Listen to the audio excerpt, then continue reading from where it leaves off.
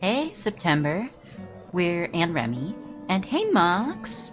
I'm still getting a few things ready. I'm really excited to play the bundle though. These games look so cool. I'm so sad I didn't get to this sooner. But yesterday I really needed to take a day off. I've been having a little bit of a mental health time, and it's nothing y'all need to worry about in chat, but just means I gotta take my extra rest. But in any case, I'm excited. I'm excited. I I've been eyeing up a lot of visual novels in this bundle, and I love me a visual novel.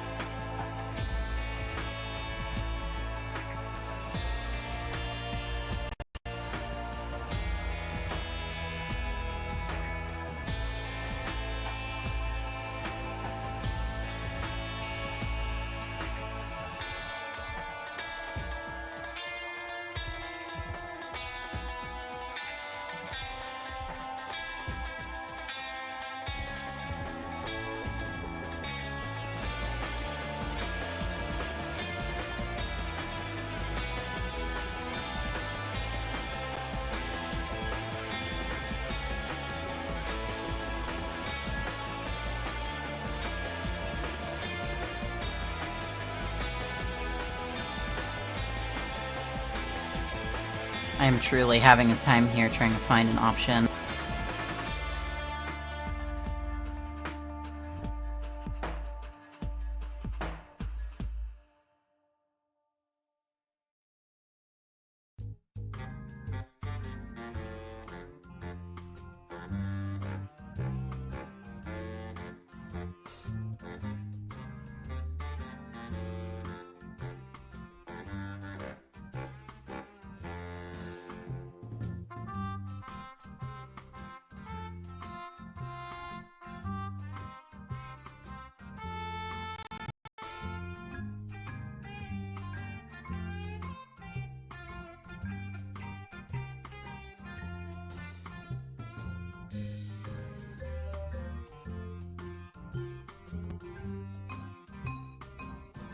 Okay, I figured out what I was gonna do.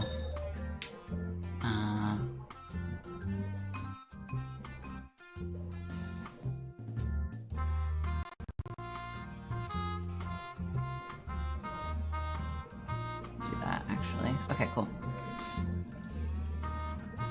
Alright,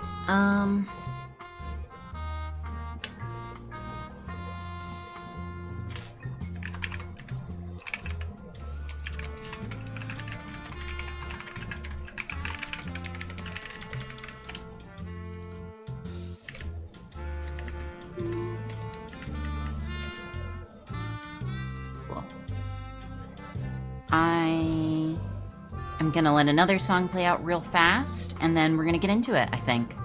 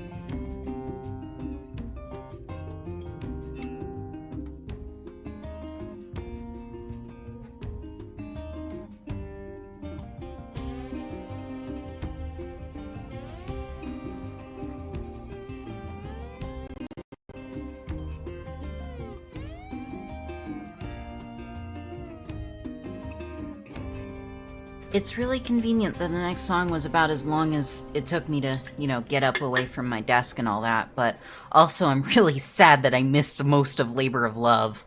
I love this. Anyway, here's this fun song that's coming up next that's totally not my intro song or anything, Smile.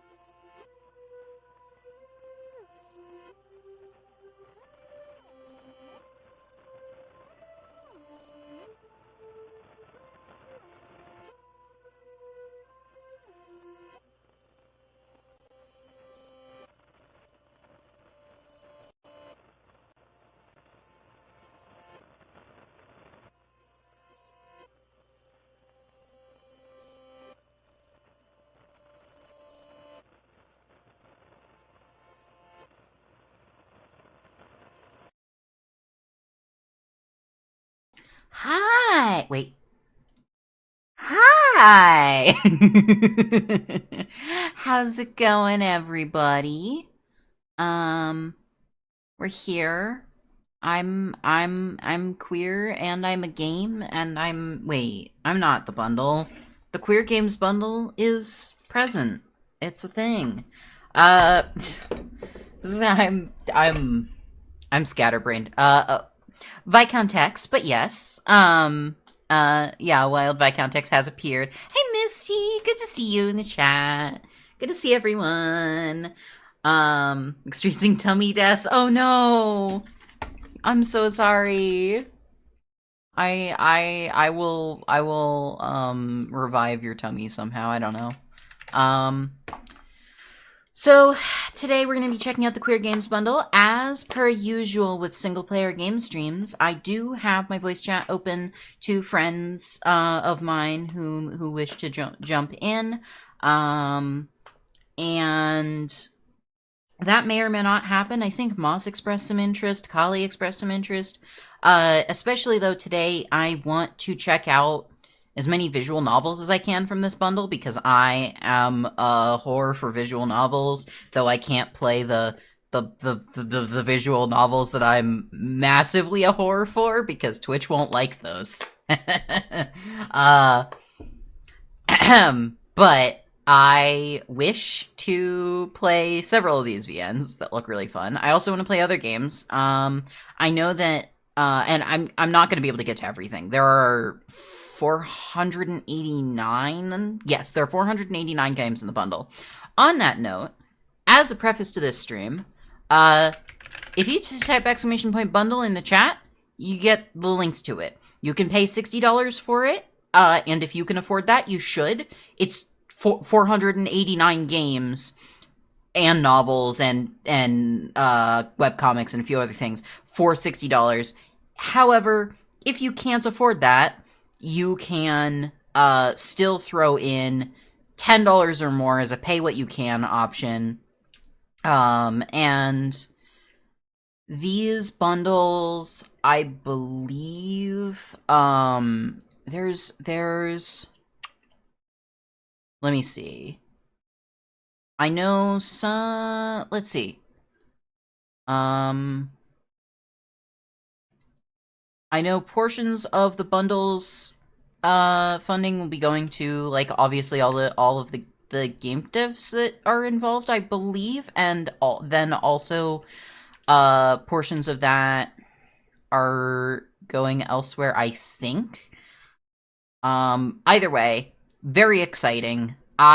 These games are awesome. It's like, there are several games on here I already know very well and love, and so I'm not going to play those because I already know them so well. Like, for example, 2064 Read-Only Memories is in this bundle.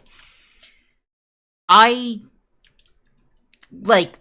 is a really, really good game. There has been some, shit behind the scenes about the development process and whatnot. I don't, but, like, the actual game itself is really good, and the folks who worked on it, even if they were overworked, clearly put lots and lots of time and love into that game, and deserve the world. But also, we got lots of things I haven't seen yet, or things I've been waiting to check out for a long time.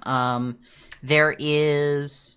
Oh, I also want to shout out on the erotic side that I literally couldn't stream even if I wanted to, but I also won't because I already know what it is and have played it before. Full Service Shop is a visual novel about getting transhumanist bottom surgery from in a hot and fun way. When I say bottom surgery, it's cybernetic genital replacement. It's genuinely a really fun VN. If you're interested in that sort of thing, it's a good read. It's full of well content warned. Just shouting out some of the games that I'm not going to get to today. But there's lots of stuff here I haven't heard of. There's lots of stuff that I've been putting off playing, including by my friends. Our lovely mod Packbats has like 3 or 4 Bitsy games in this bundle, which are lovely. I'm definitely going to check out some of those. But yeah. So, if you can, throwing some money towards the bundle, get yourself a pile of 489 games. Also, if you can, supporting me during the stream would be nice. Obviously, I am a, disabled, queer streamer, and this is like, doing stuff online is the way that I get my own income. So it's always appreciated, like, if folks can support me. But also, just being here in chat or lurking is totally fine and great. We love our, scorpions here in the Blossom Grove. We love them so much. I think it's basically time to get ready, get things going. So, here's what I have. Oh, my break timer showed up. That doesn't need to be here yet. So we have this bundle timer here. That is that 15-minute timer. Every game gets either 15 minutes or, until it's, done. Also, hang on. I'm gonna copy, paste not a reference. Hang on. Sorry. Yes, I want to remove that. Paste a duplicate. Call this current game. I'm just gonna put some text over here for what game we're currently playing. And that way I can have that up. And first on the docket, I made a little text file of all the games I want to check out so far. And I'm gonna be quite honest. I think there's a lot of directions I could go to start us off. I'm really interested in Trouble Comes Twice, which is a very, very good name for a bi-visual novel. So let me give that an install and make sure it works. We're going to hit some hiccups here and there because I am running on Linux, and not all of these games are included, or not all of these games have Linux installs. I am running things on Wine for when they aren't. Ooh, this is a 1.4 gigabyte download, so, maybe we'll pick something else first? Let's see, in that case, hang on. You know what, actually? Let's start with You Are a Wizard by Heather Flowers. Because I should be able to run that. Yes, I can. Excellent. Oh my. Alright, it's gotten stretched out. So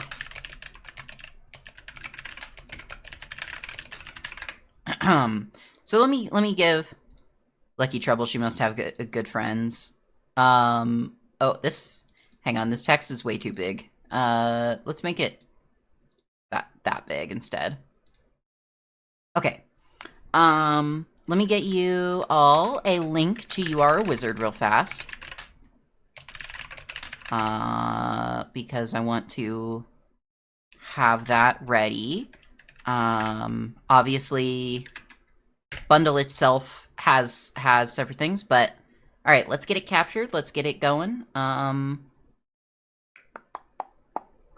goodness. Yeah, You Are a Wizard x86-64. One of the actual Linux ones. We love to see it. Always appreciate when people actually support Linux. You Are a Wizard. Okay. And then let me just really quickly start our timer. And let's get into it. So... Whoa, what the? Hey, it's okay. No, it's not. Who said that? Where are you? Whoa, calm down there, Cowpoke. Ah! Sorry, did that scare you? Yes, it scared me! Okay, well, I'm sorry. Who are you? Well, why can't I see you? It's complicated. I'm your dad, but I'm also not your dad. What? I'm also the main character in that book you like. And maybe something else? I don't understand what's happening. This is nonsense. Lizard Wizard! We love Lizard Wizards. Look, don't worry about that. The point is, I'm here to guide you. I don't need a guide. I'm in my house. I know where things are. Yes, but, well... Well, what? You are a wizard. Oop. Sorry about that. I think Trouble Comes Twice just installed successfully. It also might have not. We'll find out. What? When did this happen? I don't know, when you started dreaming? Come on, it'll be an adventure. Besides, you have an important quest. Oh my god. I hate everything about this. Can I go back to bed? You're already in bed, dummy. Come on, let's go adventuring. Fine, what's the quest? So you know your boyfriend? I know of him. First off, he's Sherlock Holmes. And second off, he's been kidnapped. What? How? You were asleep for 30 billion years. A lot happened in that time. Okay, I'll do this for him. So how do we get started? You can walk around with the A and D keys. Oh boy. Or the left and right arrow keys. That's better. Oh, and press the spacebar to jump. Let's do it. That's the spirit. I'll meet you downstairs. That's a fucking sunglasses emote face. Oh fuck. We're a wizard. This is your bed. Your bed kinda sucks ass. Hey, I like my bed. Your bed is like a piece of wood. You need to get a better bed. My bed is fine! Pressing E fires this thing, by the way. And I'm very entertained by this because, it goes off, like, at the end of the... Oh, yeah, you know, the giant ghost deer. We all know the giant ghost deer. Right? That's normal. That's normal. Everything is normal at my house. My bed does kind of suck ass, though. I don't want to admit it, but he's right. Yeah. Hey, voice in my head? Yo, what's up? What's this purple orb thing? Oh, that's a collectible. Collectible? Yup. You walk over it and absorb its magical energy. Is there any purpose to doing that? Nope, but a little counter will go up. Specifically this little counter up here. I do have Featherfall, yeah. I'm a wizard, after all.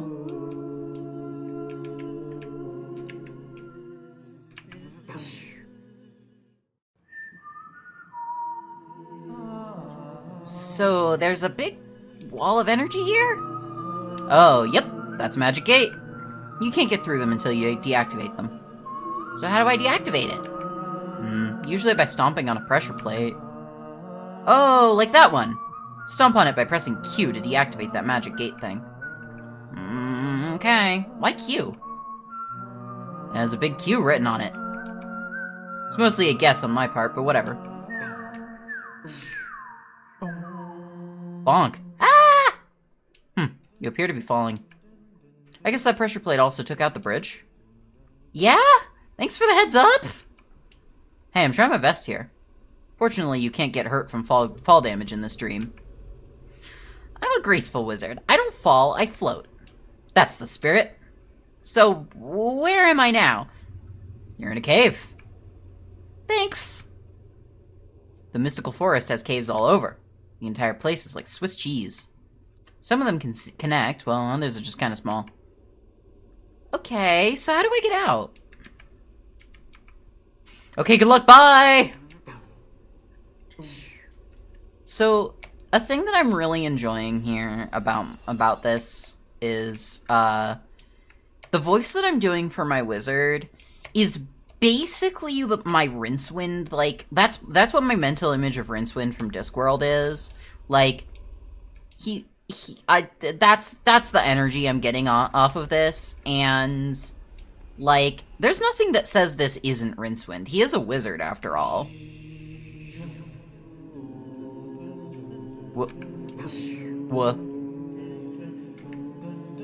Whoa, okay, what exactly just happened? You teleported. You're well on your way to becoming a wizard. I'm so proud of you, son. Don't call me son. I'm so proud of you, daughter? Also nope. I'm so proud of you, my child. You know what? Sure. I feel sick. The sound effects are mostly some person making noises. Yes. I've known a little bit about this game for a while. This is the work of Heather Flowers, who was someone that I ran into on Fetty a few times, like, you know, is around Mastodon, and has been for a while. I don't know if she still is, but so I've been aware of her work, and like, yes, I think all of the sound effects here are just her voice, or so at least someone's voice, and like the music too.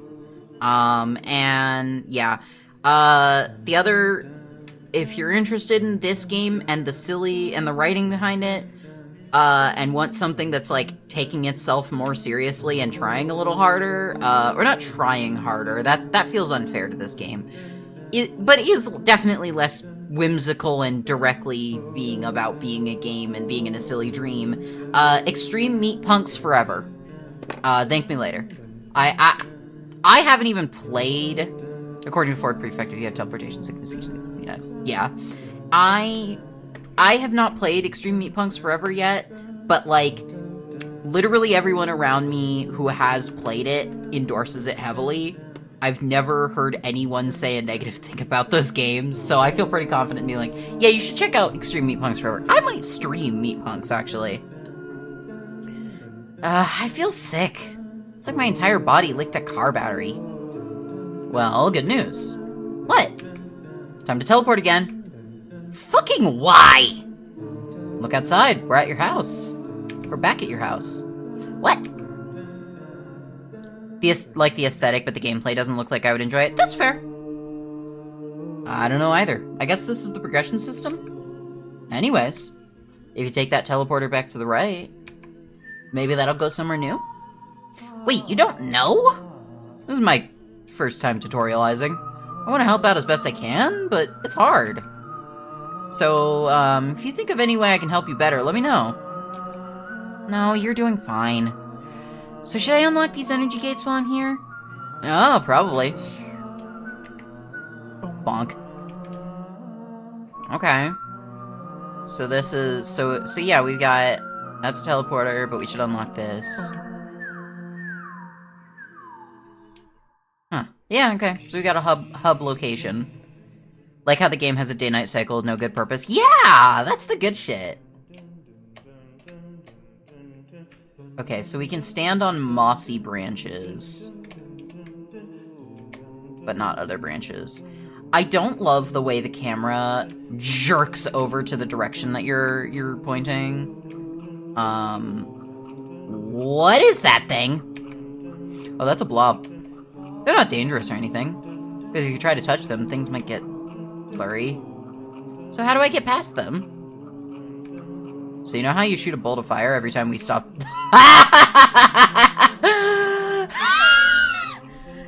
Okay, explicitly acknowledging that pressing E to end the dialogue prompt also fires the fucking magic missile. That's good. That's a good joke. Yeah, I'd been meaning to ask you about that. Basically, do that. Add it. Okay, I'm on it. And, like, the prompt, like, literally forces you to do it because of that. That's amazing. Oh. So I guess we're over here now? Guess so. Well, that's the end of the tutorial. What? That's the end of my task. I can't go any further this way. I can only go so far from your home. Oh. So, what should I do now? Keep going east. I don't know what's out there in the mystical forest, but I'm sure you'll do great, my child. Thanks, Dad. And also not Dad. And also that character from that book I like. And I'll still be around whenever you're back at that cave near your home. So whenever your travels bring you back there, I'll be there to guide you. Good luck. The little heart. Well, I want this. Alright, wizard time. We're solo wizarding. Collectibles, let's go. Celeste has trained me. I know how to spot a little... Oh yeah, so things get blurry.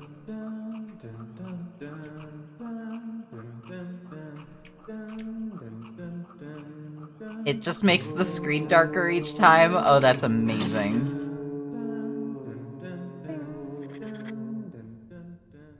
Well, down we go.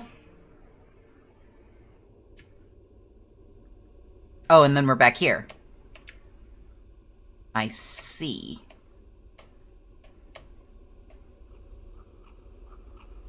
Okay. Oh, but there's a slime. So we're not back here. We're in a different cave. There are many caves in here, so it makes sense, I guess. And I'm gonna take a wild guess that this here is gonna teleport me back to the other part of the cave at my house. Oh no, it teleports me here. What the fuck is here? 4 out of 13 orbs must not be a very long game. Yeah! I might go over time a little bit on this one because it seems really short. I got the impression it was really short. Aha! Another victim has fallen into my riddle hole. My name is Riddick, and I will be your torturer. With riddles! What the? Hup hup hup! If you wish to speak to me, you must answer me these riddles 3. But how can I answer your riddles if I can't— Silence! Riddle the first. Do you know where you came from? Like, metaphysically, or— Silence! Do not speak until you have given me your answers. This is so stupid. I'm going to leave. There is no escape from the riddle hole. Riddle the second. Do you know where you went? I can literally see a hole in the wall over there. I'm just gonna go. Riddle the third. Do you know where you came from? Polyester mouth Jonah? Cotton Eye Joe. Yeah, whatever, bye. Holy shit. That was so fucking good. Oh, this game's good. Oh, and now we're here. Okay. So there's at least 2 more of these teleports, though. I hate teleporting. Hey, kiddo! No, hey, kiddo. Ah! You good? Yeah, I just forgot you were back here. Well, I can't leave, so I'm cheering you on from the sidelines, my child. Thanks, Dad. So, what you up against out there? I'm still not really sure yet. I wandered around some caves, fought a couple blobs, ran into a weird fox. Weird fox? Yeah, it tried to do riddles at me? I don't know, I kinda just left. Oh. Well, if you ever want riddle help, feel free to talk to your old dad. I've done a riddle or 2 in my day. Thanks, Dad. Hey, wanna hear one? Use the mouse to select an option. Sure, why not? Sure, why not? I'm dead, but I give life. When I'm alive, I give death. I'm found across the garden, and mined from the depth. What am I? Wait.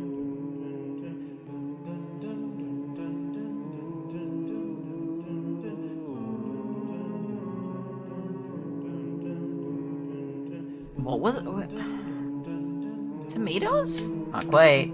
You think on that one. Alright, hang on. Be around next time you dip through. Alright, hang on. If I just teleport back and forth, can I get that riddle again? I'm sorry, this is important. This is important.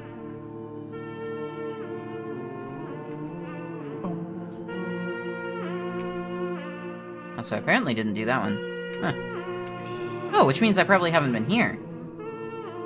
Oh, the other side of the fox. The fox made a fox noise and just jumped down in surprise. Oh my goodness. Oh, that's good. All right, well, we're gonna head this way a little bit. That sure is a wall. Guess I'll look around, see if anything can turn it off. This place is so weird. Oh, ghost deer. Fireflies! Orb. Hang on, orb.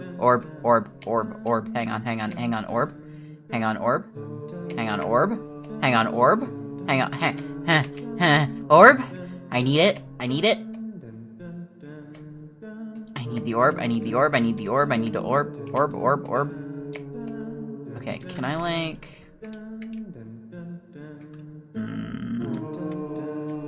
Can I do this? Yes, I can. Alright, orb. Let's fucking go. We've successfully orbed. Now then. Further down we go. Oh my goodness. This game seems so good. I'm loving this. This is really nice. Fuck yeah, orbs in the chat. Let's go. Okay.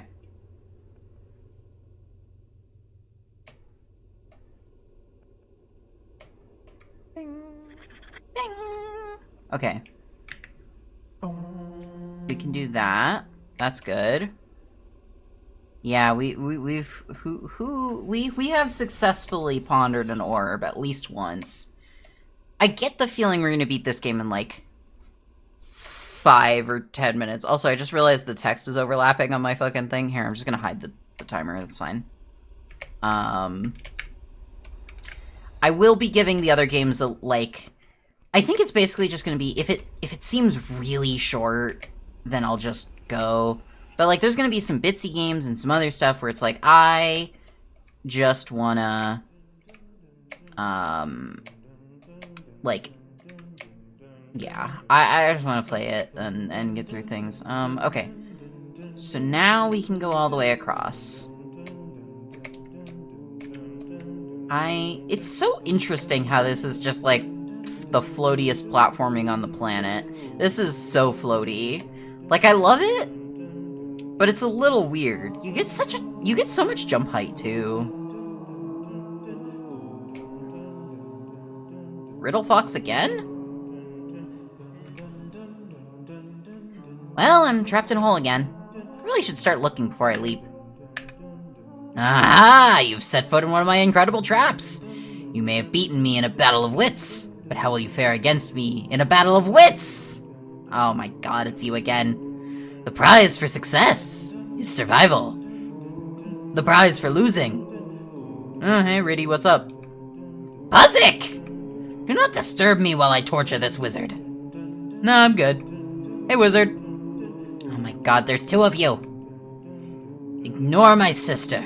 He seeks to distract you. I, meanwhile, plan to torture you with riddles. Sorry about my brother. She's kind of a nerd. Besides, puzzles are way more fun than riddles. I love the sister and brother with the sister with he him pronouns and the brother with she her pronouns. This is good. What do you think? Puzzles are better. I like puzzles. Boo! Yes. Okay, here's a puzzle for you then. What is great puzzle, Puzik! Dude, give me like 5 seconds, man. I'm sorry about her, wizard. She gets impatient when she has a good riddle to tell. I might have one. A good riddle. If you cannot think of anything. Might, right, okay. She definitely has one, wizard. Hey bro, wanna go first while I think? Yes! Why is a mouse when it spins? The higher the fewer. Is that really a riddle? Fucking dunked, bro! Shut it, Puzik! Yes, that is the correct answer. How do I know, though, that it wasn't a lucky guess? Right. And how would I have guessed it exactly? I don't know! Mine is the domain of sheer logic, and lateral thinking, and poorly worded questions. She has a point. Hold on. Hey, wizard! Yeah? What's your pronouns? They, them, I guess? Great. They have a point, Riddy. That's not really a guessable riddle. Or even one that makes sense. Hey, can I go? What? How? You're trapped in the riddle pit. I mean, there's a way out right here. I don't know where it goes, but like, is it cool with you two if I head out? I have a boyfriend to save and stuff. This is unprecedented. Nobody has escaped the riddle pit before. Go for it. I'll catch you later, Wiz. I'm in the puzzle pit. Hey, you stole my name. What? No, I didn't. The puzzle pit? We're in the riddle pit. Those names aren't similar, like, at all. How can you not see the similarity? Well, mine is clearly better is the main thing. I'm gonna go. This game's good. This game's really fucking funny. I I am so charmed right now. So check out this house. Cool house, man. Is this my boyfriend's house? Oh, man. Okay. Right. I can only stand on moss. Hey! Oh my god, it's you. And it's you! Don't worry, my brother's somewhere else. She's making new riddles or something. You know, Riddle Fox stuff. So, what you up to, wizard? I have a name, you know. Sorry, I have a name, you know. Ooh, fun. I love it when you wizards have names. First, a little quiz for you. What's my name? Puzzik? Ding ding! That's me. You can call me Puzzy, though, on account of I like you.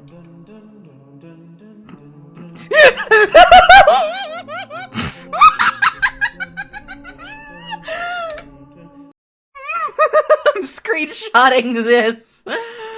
Holy shit. Holy shit.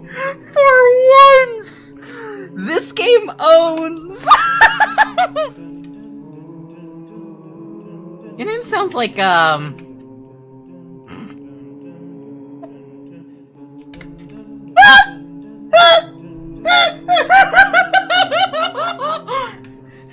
Pussy? Yep. I'm gay, aren't I? Fair enough!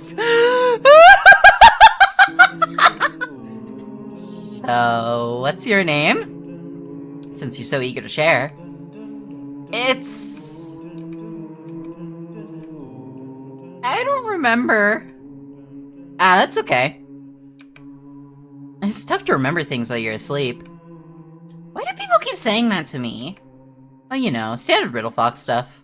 Keep them guessing. Anyways, I mostly just came here to ask you. Could you humor my brother some? She really needs a win. You don't have to spend forever in her riddle pit. Just spend some time thinking her riddles over. It gets to her when people don't care about her riddles. Yeah, of course. Good, glad to hear it. Thanks, Wiz. Hey, can I ask you something? Your thoughts on puzzles? How do you feel about puzzles? Nah, they're okay. I named myself after them, but Fox names are fluid. And the legal name change procedure takes like 2 hours max. Hell, I spent a whole summer named Hellfuck Jones. This Fox owns. Just cuz. Guess I named myself after puzzles, but like in a chill way. I'm big into functional names right now. Like how you're a wizard, so I just call you Wizard. I guess my job is to come up with puzzles, so Puzzy it is. I'm confused. Puzzle making is your job? I mean, kinda? Fox Society places a really high value on whimsy. I'm employed, along with my brother, by the Council of Whimsy. Our goal is to make this forest just a little more mystical. But also, Fox Society has some universal basic income, so I guess it's more like volunteer work, in that I don't need it to pay the bills. The bills are a group of intelligent ducks. They hook us up with internet and cable. Plus, I get to spend a lot of time with my brother. She's way better at this than I am, but that's fine. I still get to do my part, and that's good enough for me. I should probably let you get back to your quest, huh? Yeah, probably. It was nice talking with you, Puzzy. You too, Wiz. So can I jump up there next to you, or...? Go for it. As a heads up, though, I will scream and jump away. That's just how foxes roll. Ah! This game's so good. I, like, have to beat this game. I need this. More interested in the Dream Logic Xenofiction story than the Dream Logic Wizard story. You're so valid for that. Oh, all the way home we go. Dad? Oh, hey, kiddo. How's it going out there? Weird. It turns out there's 2 of those foxes. And maybe a whole fox society? Which is, you know, different. I've heard about them. Apparently they really value whimsy. Yeah, that makes sense. So, did you see? Oh. That's really him. Sherlock Holmes. I'm getting close to the end of this whole thing, huh? This whole, I don't know, quest? Well, yes and no. You're getting close to getting back to him, sure. But that's not the whole of it. Life, it just keeps going. Sure, this chapter might close, but that's not the whole story. Every day you have to keep fighting for him. Just like every day he fights for you. You don't see it all the time, but he does. I'm not allowed in that chamber, but I know he dreams about you. You're right to be mad at him, I'm not saying otherwise. What he did was shitty to say the least. But it's also something you two can work through. Talk about your feelings, but also listen to his. The only way you can make this work is together. I really feel like I messed everything up. Maybe. But there's no way to know until you ask him. I should let you get back to your quest. I mean, I guess if you're going out there, this might be the last time I get to see you. Oh. This whole dream, not dream, whatever, feels short, right? That's not just me. I don't want to complain. It's just, I miss you. I didn't realize I missed you until now. I love you and I hate you and I don't, It's okay. It's okay. I'm not ready to say goodbye to you again. I'm sorry. Them's the breaks. Hey, this dream, or whatever it is, it'll keep living somewhere once it's done, right? In your heart, or in some pocket dimension, I don't know. The details fade away, but you remember the important stuff. It's okay to hurt. It's good, even. Don't shy away from the feeling like you do sometimes. Hurting means that it mattered, that it still matters. I can tell you're gonna do good out there.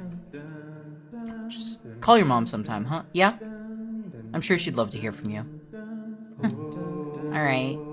Oh, kiddo? Yeah? Love you too. I didn't think I was gonna start feeling like I need to cry at the fucking wizard game! Ah! It got too real. The dream got too real. This game's good. I like this game a lot. I really like this. Got fucking orbed. Y'all, I don't know. Sometimes you do just need a weird dream logic dad, not dad, who's also that character from a book you like to remind you that it's okay to hurt and that you can work through your feelings. Well, time for a leap of faith.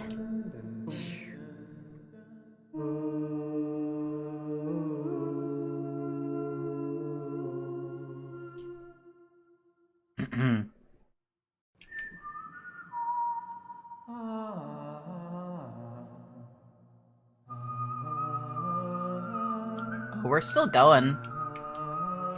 Oh, we're still going. Oh my god, we're still going. Oh, we're down into the caves now, already. Puzzle Fox! Puzzy is back! Pussy is in tonight, let's go! Welcome! Welcome. To the Riddle Crevice. The Puzzle Pit. What? I thought we agreed this one was mine. Nah, bro, you never wrote that down. How could I write it down? I don't have thumbs. Hey, me neither. Don't take this out on me. Oh, hey, Wiz. Hey. How's it going?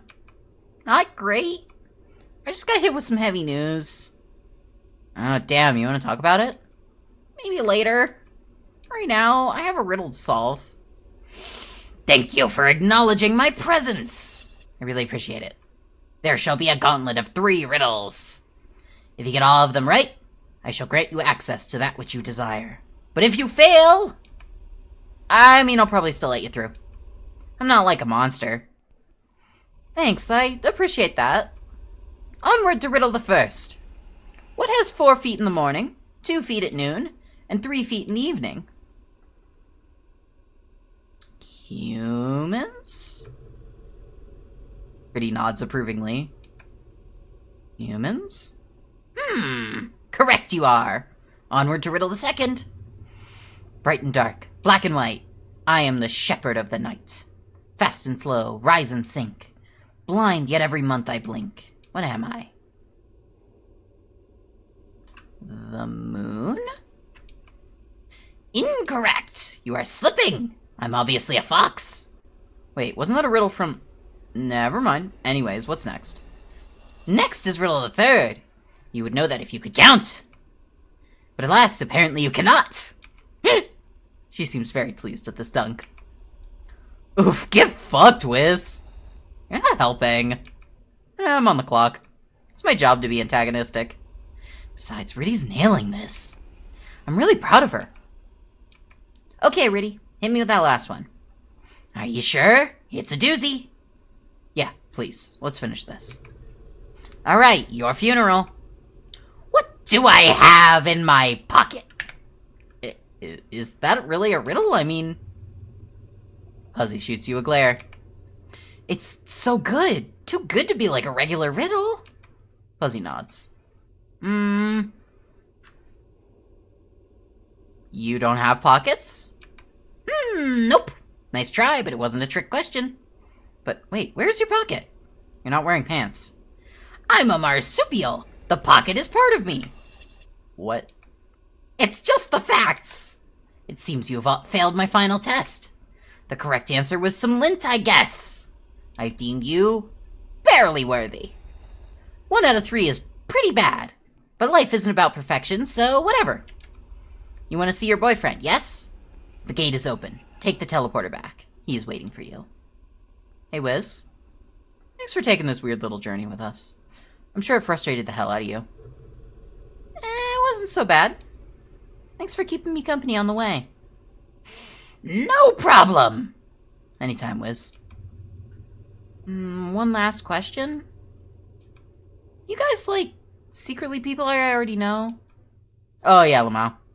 I've been your butt the whole time. No, we're just a couple of foxes. Why, what's wrong with meeting new people? No, nothing. I'm just curious. I made it kind of weird, huh? I mean, yeah, kind of a little bit. By the way, our shift ends soon. We should probably get going. Yeah, me too. I'll see you around, maybe? I hope so. You're really fun to annoy. Yeah, love you too. Goodbye. I'll miss you. Could easily see this as a late 80s Sierra game if it was less absurdist. Yeah, I could see that. If it was like a longer, more drawn out, like a point and click thing, I could totally see that.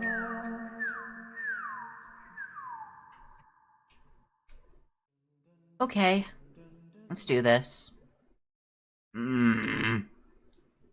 Oh, you're up. I'm starting to wonder. It's you. You're here. Yeah? I never left. I'm sorry. What? I think you're still sick. Don't get up. No, it's not that. I acted like a jerk. Wow, thanks for noticing. Why am I still here? You can leave if you want. I know we both kind of fucked up. I want to talk about it. Honestly. I know I'm still sick, but I think I'm better now. I want to be better. Can we try again? Okay.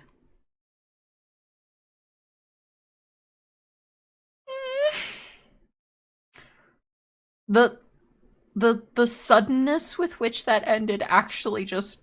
I need a moment. I just... Yeah. It's how it goes sometimes. You just gotta resolve shit. You just gotta talk it out. Holy shit. Okay. Hang on. I'm gonna apply... Yeah, we'll do that. I'm gonna make the game font a little smaller yet still, and move it on my layout a little bit more, and get the next game ready. But holy shit, that was a good fucking game. Maybe I'll move it up here. Hang on. That was really good. Okay, I'll put it up next to my face. That'll work. Cool. I went way longer on that specific game than I meant to. Also, do I want to have my break timer active as well? Nah, I'll just take a break after a few games.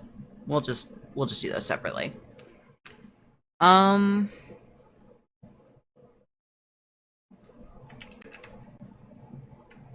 Whoa. What the fuck did I just do? Like, I hit undo, and, it, like, it moved my entire layout. Thank you, Moss, for the drink reminder. That was wild. Okay, well, I'm gonna change this out. And I'm gonna go into my scripts here and reset the timer.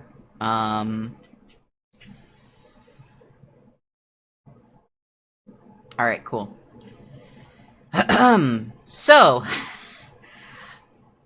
I wasn't expecting to quite be that emotionally devastated by You Are a Wizard, but I was, and it was delightful. That was a really, really good video game. What a wonderful dream. What a emotionally moving dream that was. Yup. Okay. So, where shall we go from here? What are we doing now that we are done being a wizard? I think we go on to... Let me try and make sure that Trouble Comes Twice launches correctly. And I will get its audio going, because I'm pretty sure that's going to be Wine64 preloader as the audio source. Whoop, yep, that's going. It's loud, it's loud. Hang on. Sorry about that. My goodness. Alright. Let's get this captured in full screen.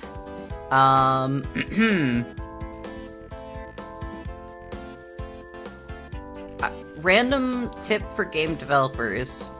Set your default volume to, like, here, and then explicitly prompt the user on first startup as to change the volume.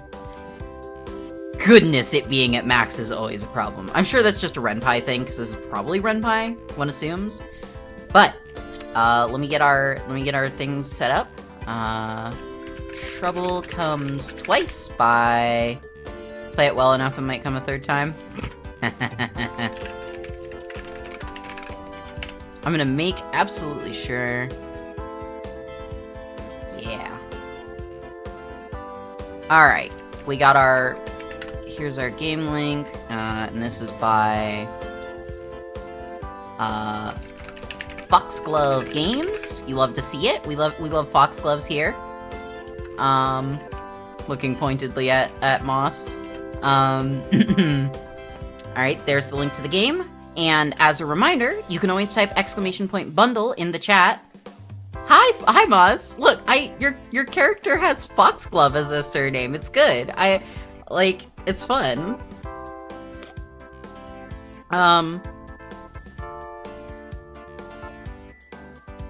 I think of Cynthia whenever I think of Foxgloves now. Like, you've just done this to me. You've infected me with brainworms.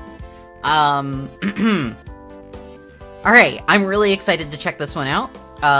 We might also go a little long on this one, but I'm not going to beat it today, so... Unless the routes are really fast, but I doubt it.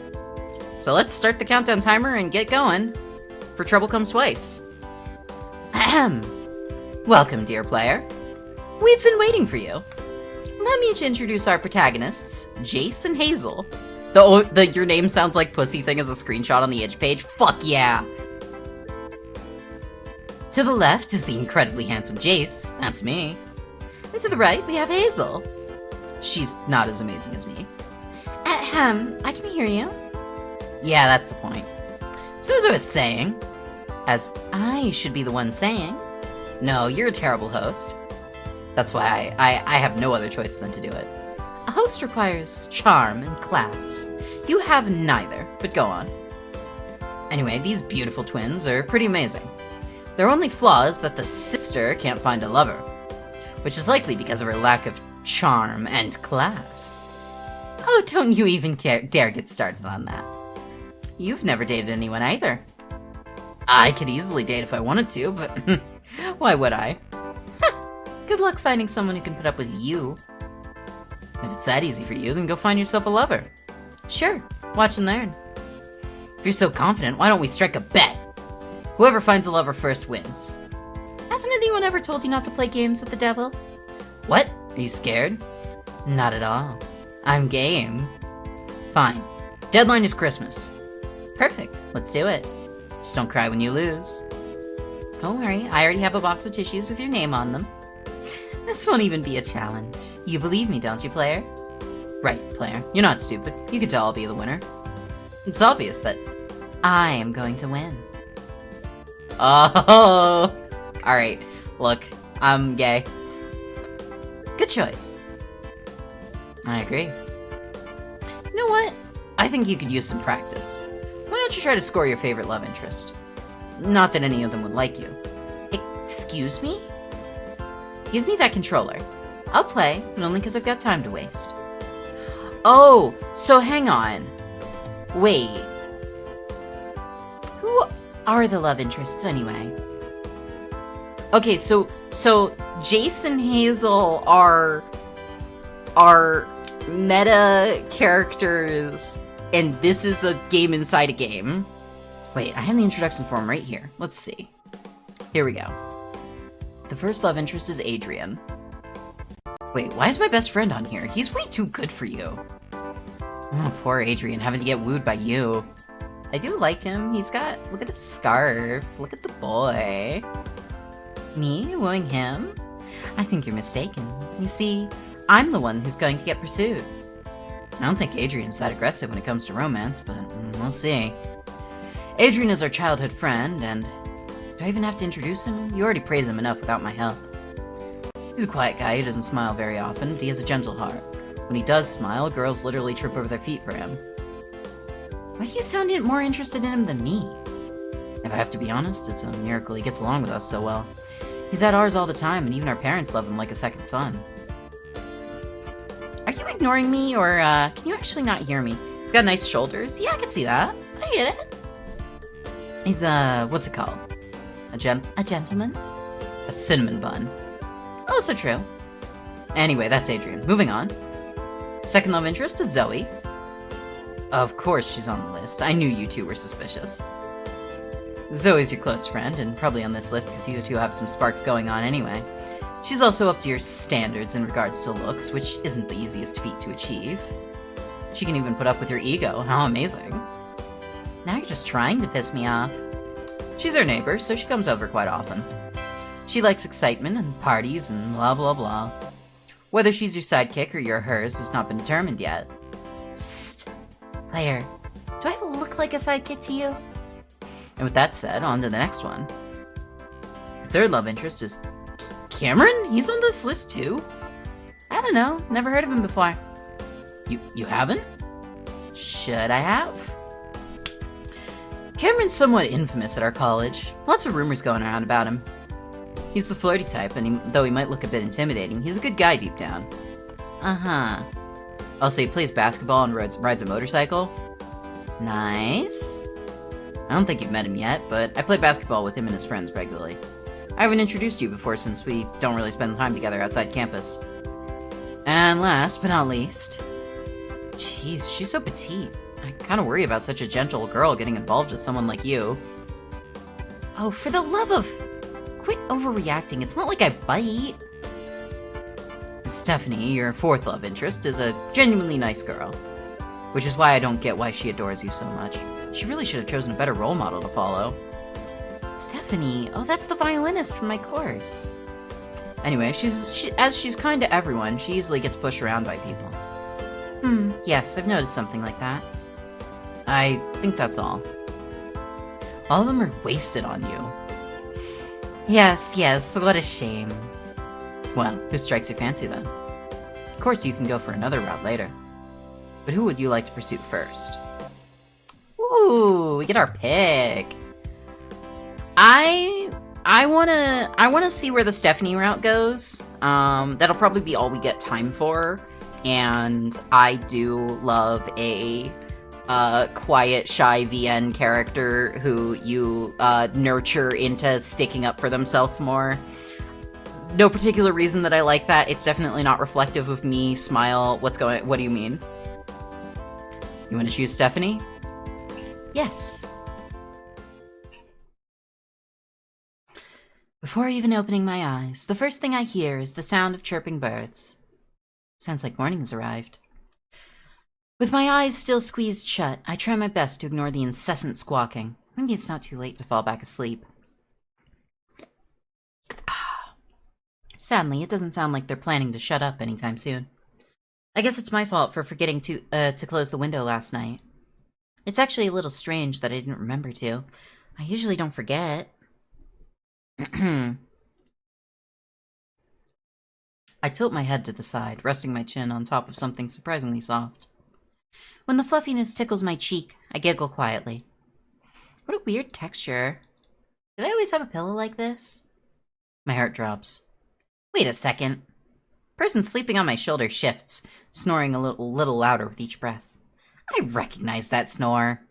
Slowly, I open one eye, daring a glimpse at the perpetrator.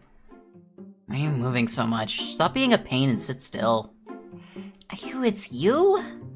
Must have slept here all night. Push him off, roughly. Why should I have to treat him nicely? He brought this upon himself. I groan in disgust, shoving his head off my shoulder with a rough push. His eyes snap open, blinking twice. Where's my pillow?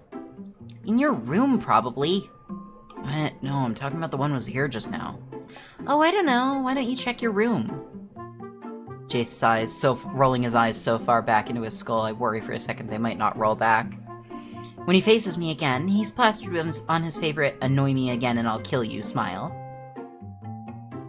Hazel, my lovely sister. It's like super early, and I actually prefer to spend my mornings in peace and silence, so would you ever so graciously please just shut up and just be a good pillow? Thank you in advance. He tries to roll his head back onto my shoulder, but I shove him to the side again. Nice try. Before he gets another chance to test my patience, I scramble to my feet. Speaking of silence, my lovely brother, you know what this place is really peaceful and quiet? You know what place is really peaceful and quiet? Your own fucking room. Sorry, I'm editorializing there. His gaze bounces around the room, but my glare stays fixed on him. It's a classic diversion technique of his. Not sure why he thinks it'd still work on me after all these years. Wait, you think this is your room? It's obviously... The door's over there. Don't let it heat on the way out. Bye!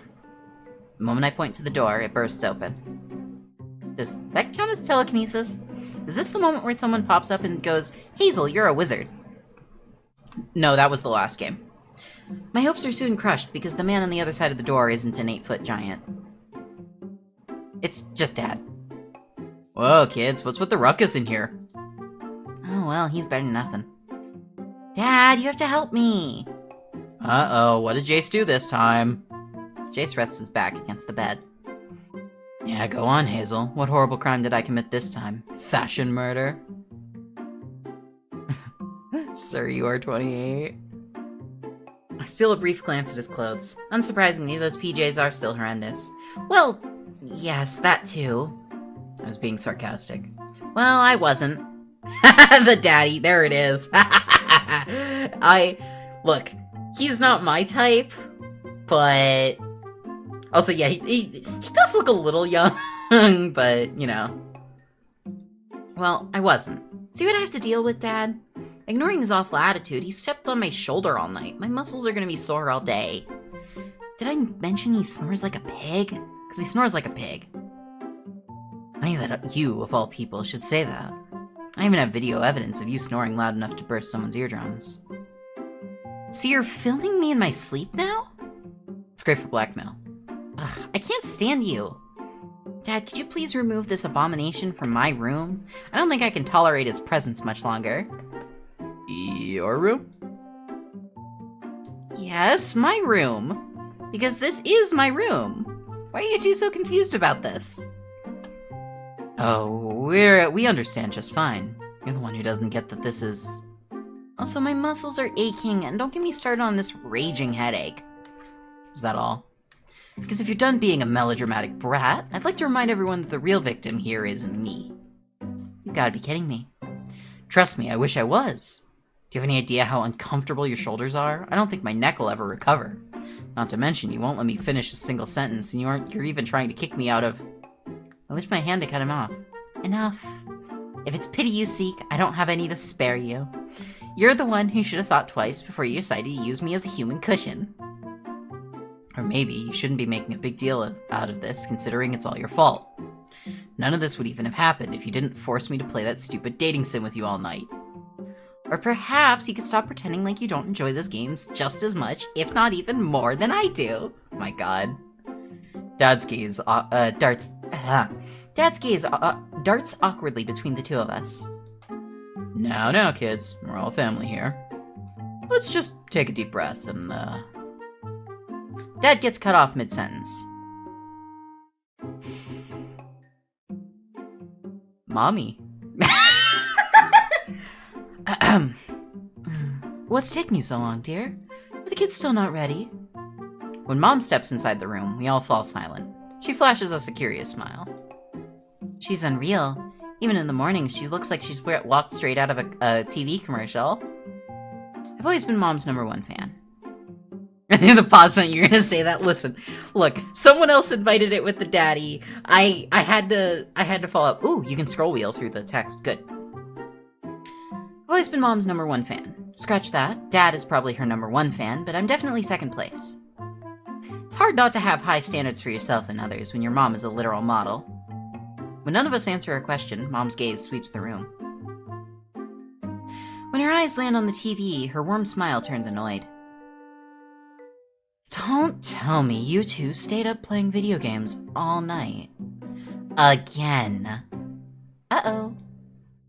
Jace and I exchange a guilty look. I reach for the remote, switching off the television. Just be honest. Well, technically not all night. We fell asleep just around midnight. Right, Jace? Obviously, that's a blatant lie. Be honest.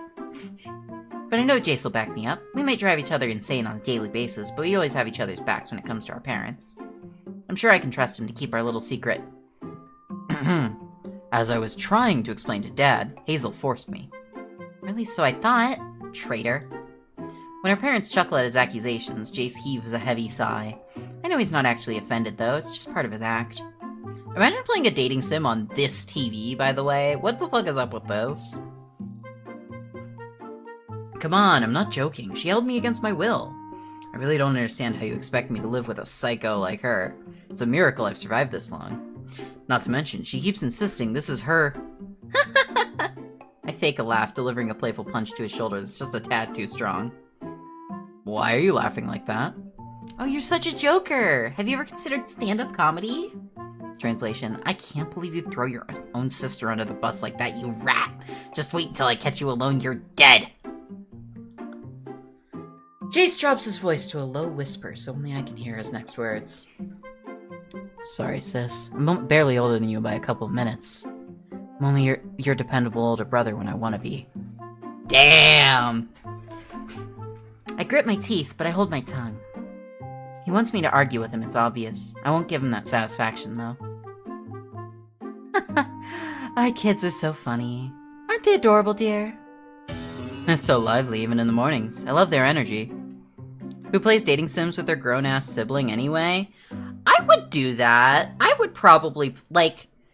I would probably play, like, a fun, cute dating sim with my siblings. I could see that. We're lucky our parents are too blinded by their unconditional love to see us, for us to see anything wrong. Do they... Oh. We're lucky our parents are too blinded by their unconditional love for us to see anything wrong. Do you have the patience of an angel, or are they actually aliens in disguise sent to Earth to observe us? Hang on, I'm gonna set the text speed higher, because I read too fast. Both are very plausible theories. Either way, they're not normal people. Not that I mind. No matter how weird they might get, I love my family. Jace being the exception to the rule, of course. I'm gonna be honest, this is like, yeah, this is a really weird, like, family dynamic, and I'm just sitting here like, is this what normal family is like? I didn't have anything like this growing up. Hang on, the text that says that it's time for the next game is cut off. Never seen one to compare? Yeah. However, you do need to get ready quickly. Breakfast is already set up and Adrian is downstairs waiting for you. Dad clears his throat and nods. Right. We taught you kids better manners than to make a guest wait. Does Adrian really count as a guest? He's like their second son at this point. Oh my god, Adrian is never not here. You would think he doesn't have his own house. Used to play Heroes and StarCraft with my brothers all night. Yeah, I could see, like, yeah, you play video games with your siblings. I could see doing dating sims with your siblings if that's, like, a thing that you're both into. That's fun. Obviously, like, only some of them. Not normal, but it feels generic. It does feel a little generic. Oh. Although I'm not actually bothered by Adrian's frequent visits. He's a nice guy. Which is why I don't understand why he would willingly hang out with the walking catastrophe that is Jace. Okay, I need to say something. And I'm trying to figure out how to say this carefully. This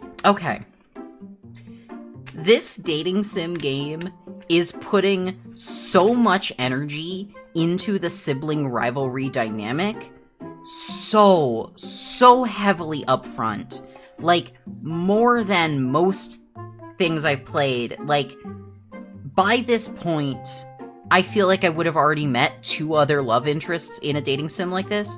And the writing style, it does just have me sitting here going like, there's a like rivalry here, but also there's a tension that there are some fanfics people would definitely write about these two if they were, like, slightly less generic.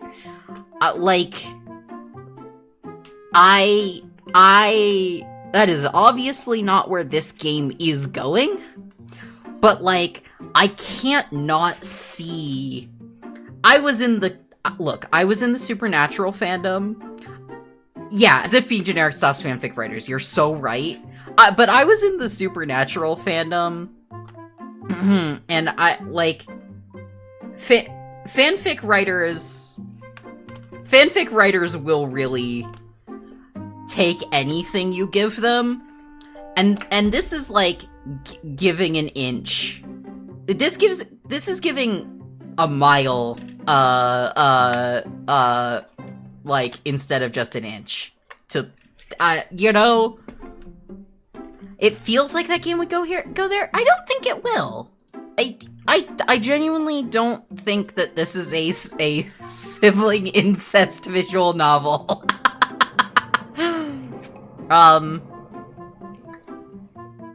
Like, they explicitly only have the romantic routes as the 4 characters we've seen in the thing. Let's meet Adrian and hopefully escape the incest gravitational well. I'm so sorry. Same could be said for you and Zoe. She's at ours for dinner every other night. Hi, Izzy! Welcome to the stream! You came in at the right time! And we love them both dearly. Thanks for your input, Mom. Not really relevant, but sweet nonetheless. I ignore Mom, fixing a blank stare at Jace. That's different. We're neighbors. That's different. We're neighbors. Oh my god, are you 5? Stop imitating me. Stop imitating me. I'm serious. Stop it. Ouch! I chucked 2 pillows at him. He's quick enough to evade the first one, but the second attack smacks him straight in the face. As expected, my aim is amazing. You're so violent. Don't be a drama queen. I warned you, so it was self-defense. Yeah, I don't think that's how self-defense works. In the past 10 minutes, I've heard someone say incest, gravity well, and competitively homosexual. Well, that's how look, we also met a fox today named Pussy, so, you know, I am intentionally mispronouncing that now. This twink has horrid taste in music, and I would try and fail to fix that about him. I bet you're right. Yeah, I don't think that's how self-defense works. Don't care. Got a problem? Talk to my lawyer. You don't have a... Blah, blah, blah. Facing our parents, I plaster on a sugar-sweet smile. Their faces instantly light up. As expected, this trick works like a charm, no matter how many times I use it. I'll be ready in a minute. Don't wait for me if I take too long. Yeah, literally pillow fight with the sibling. This is so much. Don't worry. No worries. For you, we would wait an eternity. We must have saved a country in our past life to deserve such a sweet daughter. What is this family? I would also... Twitch has removed this text as it violates the terms of service of at least 300 related websites to him with a fucking spoon. Okay. And what, my other darling? What about me? Oh, were you jealous? Well, of course, you're the best son in the world. Smart, athletic, and handsome. What more could a parent wish for? Smart, athletic, and handsome? More like incompetent, lazy, and... Fine, maybe he's a little good... You can't keep doing this, game! Maybe he's a little good looking, but only because insulting him would be like insulting myself. Blabbing about how adorable we are and the usual nonsense, Mom and Dad leave the room hand in hand. God, I'm sorry I, like, invoked the incest gravity well as a... Fully read that as impotent before you said incompetent. Oh my god. Also, as usual, Jace and I are left staring after them in confusion. Are they pretending they didn't see you harass me just now, or do you think they saw and just don't give a crap? Okay, harass is a little harsh. What's the point of having a sibling if you can't bully them a little? If they're twins, there is a point to be made about insulting their appearances. Yes, absolutely. However, I also... It just stands out in the rest of the everything that has occurred in this conversation. When it comes to those two, who knows? They're like a different species. For the first time this morning, I have to agree with you. By the way, do you remember which love interest I chose in that game last night? The thought pops to mind seemingly out of nowhere. It's not you, it's in the text. You're right! Did we even finish the game? The writers had to know.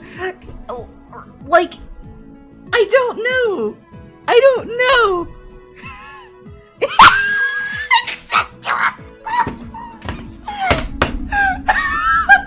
I feel so bad because this game does seem cute and I want to get to the actual love interests, but I'm so caught up in the ITPM moments here.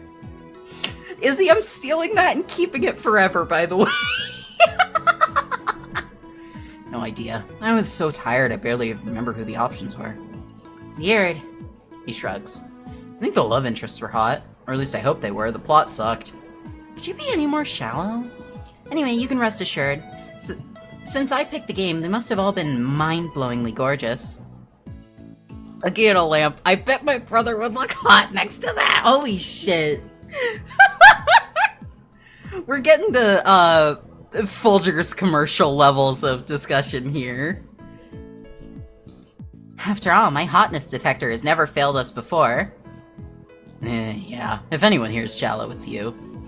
Me? Don't act innocent now. Not the Folger's... The Folger's commercial. Look, I'll steal any opportunity to bring that fucking thing up. It's so funny. Don't act innocent now. We both know you won't even throw a second glance at anyone who isn't at least a solid 9. A normal interaction that seems regularly. God. Not to mention, a 9 for you is like a strong 14 for normal people. Your standards are ridiculous. So what? I'm gorgeous, therefore I deserve an equally gorgeous partner. Sounds like something a shallow person would say. Stop calling me shallow. There's nothing wrong with having a little confidence. I don't know if I would call it a little in your case, but whatever you say. Speaking of romantic partners, I hope you didn't forget about our bet. Our bet? Oh, right, that bet. Of course I didn't forget. We have until Christmas to get into a relationship, right? Winner gets bragging rights, loser's a loser. Jace offers me his hand. With a firm grip, I give it a determined shake. May the best twin win. Now you stopped yapping like a rabid dog, I'd like to point out that this is actually my room. So? So, you're the one who needs to get out. Oh. I glance around. He's right. This is his room. They're pretty similar. It's an easy mistake. Right. They're nothing alike. They're nothing alike. Once I'm back in my own room, I throw on one of my favorite outfits. With September drawing to an end, it's finally time for sweaters and hot chocolate again. I know many people are not a fan of autumn due to the cold, but personally it's my favorite season because I'm a little bit of a generic dating sim game protagonist.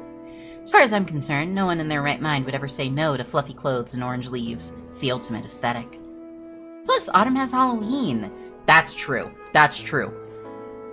Reminder that my birthday is October 30th and there will be a stream that day. It's a good day. It's undeniably the best holiday simply because I get an excuse to wear cosplay and eat as much candy as I want without guilt. You can eat as much candy as you want without guilt anytime if you want to. Protag wearing an oversized sweater. You know, like, I like the colder seasons, yeah. I complete today's look with a splash of mascara before moving on to the second part of my morning routine. I mean, it is also my favorite season.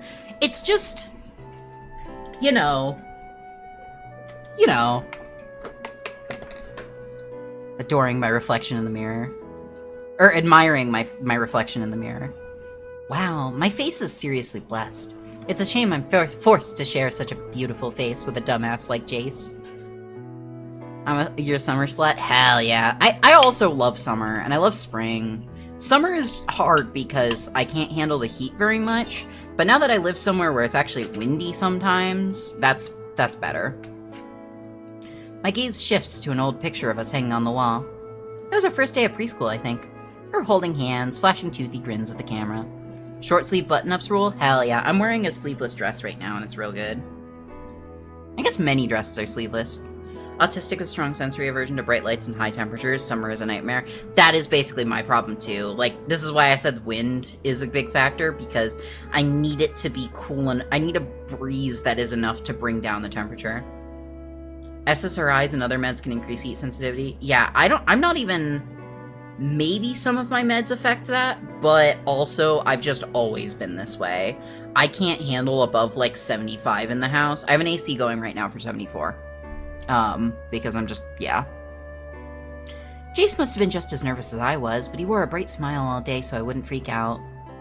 As annoying as Jace can be, I still appreciate having him around. When he wants to be, he's a decent brother. Like, okay. We've officially gotten to this character getting a moment to herself of not being around her annoying sibling, and she's still thinking about how much she loves her annoying sibling.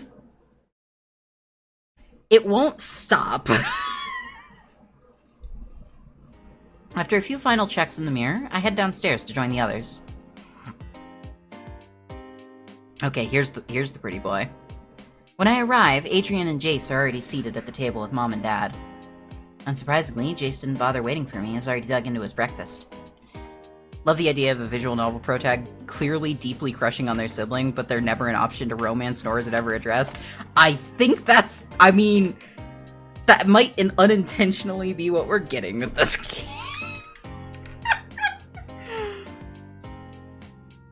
You still live in the Middle East and it was horrible, now you live in Germany. Mm-hmm. Adrian, on the other hand, waits patiently while sipping on his tea. Well, at least someone around here has manners. Our eyes meet, and Adrian offers me a faint smile. Smiles from Adrian are pretty rare. He must be in a good mood today. Good morning, Adrian. Morning. You sleep well last night? Jace coughs, choking on bread. As his face turns red, all he can do is shake his head. No? Adrian turns to me.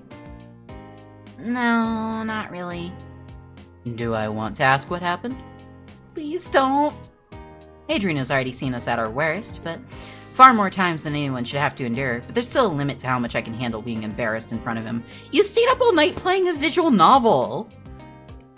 You played video games all night. That's normal. I mean, okay, you woke up, like, in bed with each other, and that's a little weird as, like, adult siblings. I get that.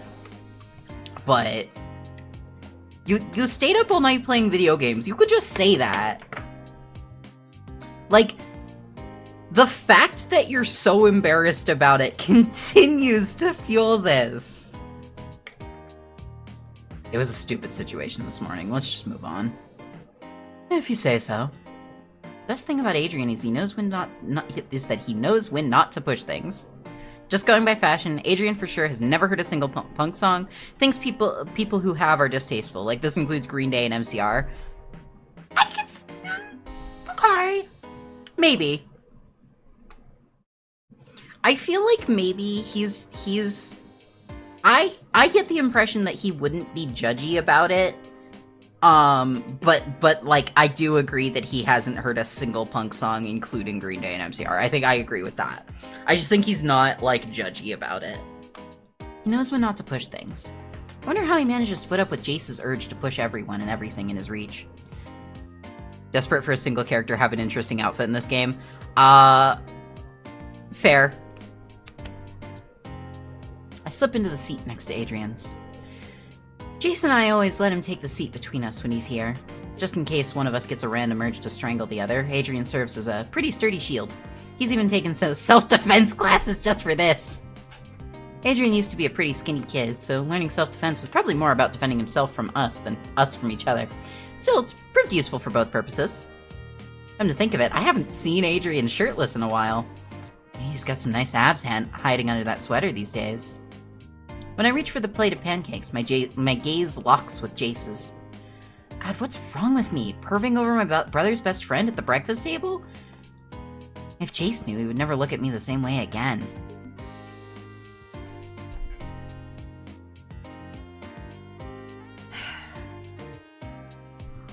Literally, we cannot have a single interaction that is not also about the annoying brother.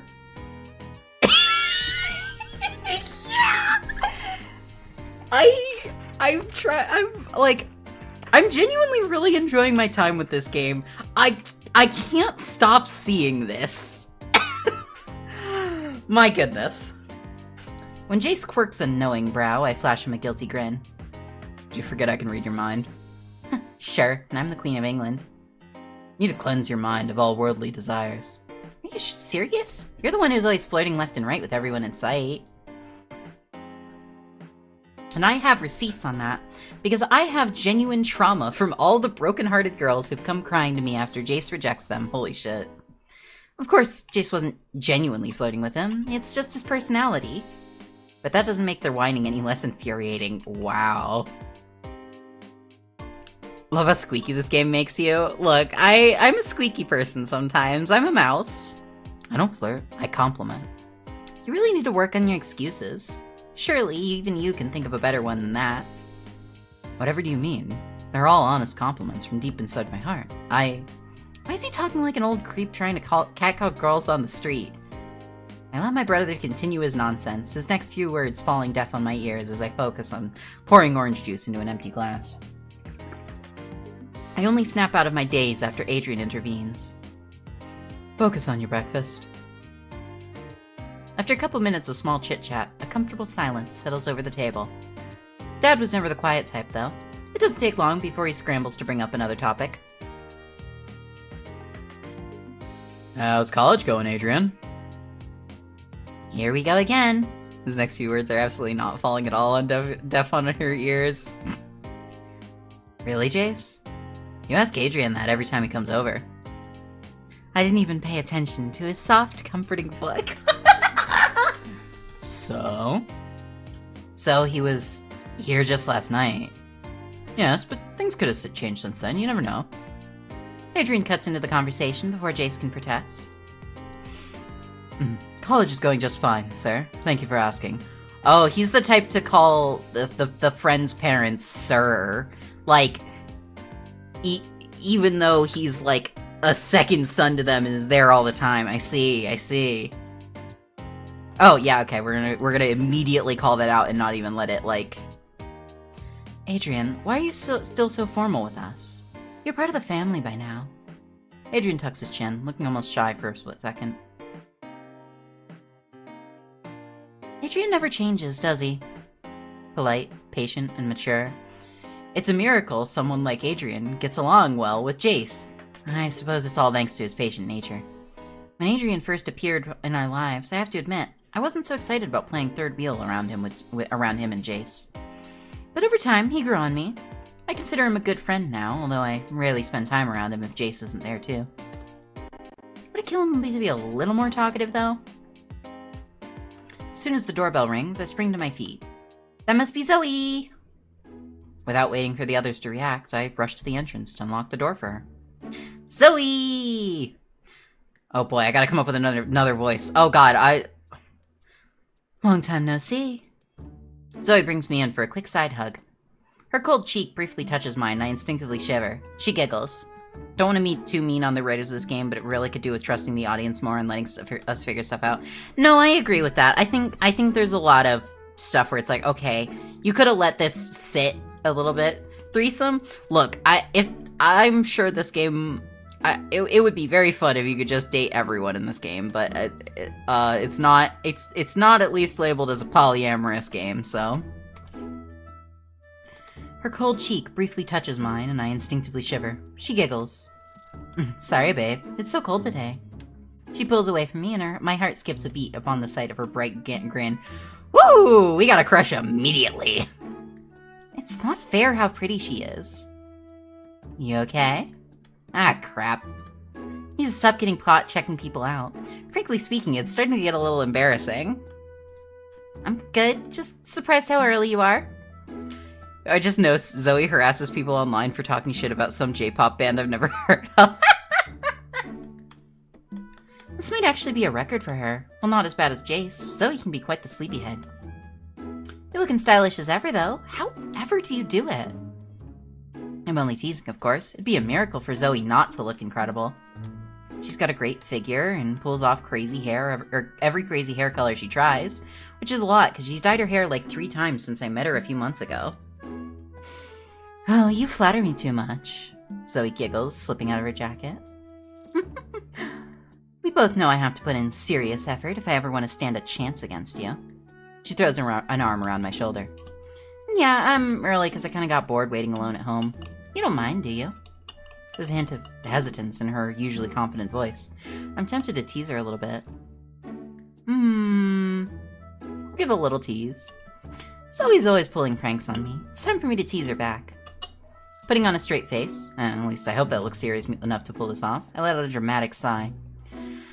You could have at least told me first. We're in the middle of breakfast. Oh. Zoe tucks a strand behind her ear. It's a nervous habit of hers. I'm sorry, I shouldn't drop by without calling first. Hearing the distress in her voice, I almost feel bad. Only almost, though. I'm messing with you. Of course you're always welcome here. Zoe doesn't look entirely convinced. Maybe teasing her wasn't a good idea. Just as welcome as Adrian? Sure. More welcome than Jace, even. Finally, she breaks into a grin. I'm not sure if I should be concerned or honored, but yay. I can hear you two talking behind my back, you know. And quit eavesdropping on our conversations. It's your fault for being so loud. The whole neighborhood can hear you. With a friendly smile, I loop my arm through Zoe's. I'm glad you're early. We got plenty of food left if you'd like to join us for breakfast. Thanks, but I already ate. Though I'll still sit with you while I wait, if that's alright. Sure. Okay, I would love to get to meet all the characters, but we have gone for so long. I would love to play more games in this bundle. I will probably come back to this on my own at some point. I'm saving for sure. But I gotta go. I've been actively making an effort to talk about incest stuff, but she really can't go 2 minutes without thinking about her brother. Yeah, I mean, I'm maybe that gets better after we like leave the house, but okay. So Trouble Comes Twice was pretty neat. It was yeah, I think it was a good attempt and out of EN like that. I had a fun time with it. But I definitely also need to like play something else now, and I would like to play that more and see if it like finds its footing a little more with the writing, but I was not super on board immediately. Let us know if the incest arc goes anywhere. Will do. All right. I think I want to play a very different style of game next. Interactivity, the interactive experience. Which is by... Oop, hang on, I can't spell. Experience. There we go.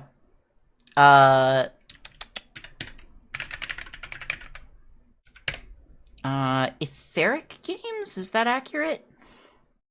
Yes. Hang on. Can I, like, make this multi-line? That will look better. Oh my god, excuse me.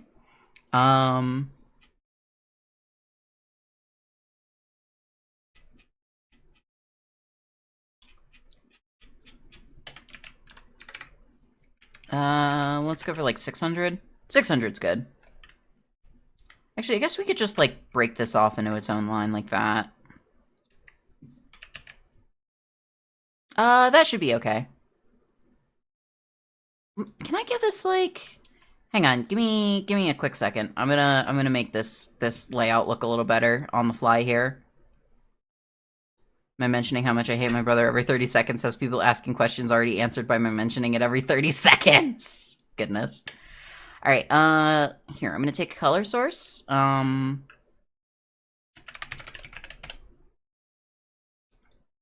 Goodbye, I've disappeared, I'm gone forever. Hang on.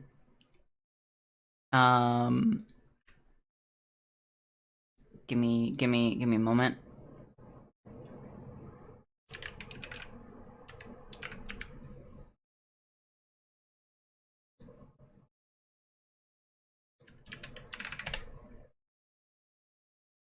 Okay, there we go. And then we'll put this there. And put it actually behind the game. There we go, that's a little better. Maybe I'll make it a little darker. Like 155, maybe. There we go! Yeah, blank white screen stream, let's go! Okay. Let's get interactive with it, here. So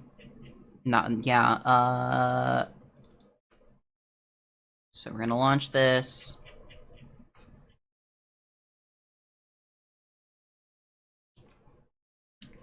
I like... God, I feel a little bad for that, like... game and how distracted by the incest talk we got, because like it did genuinely seem quite delightful, but my goodness. Okay, so let me get the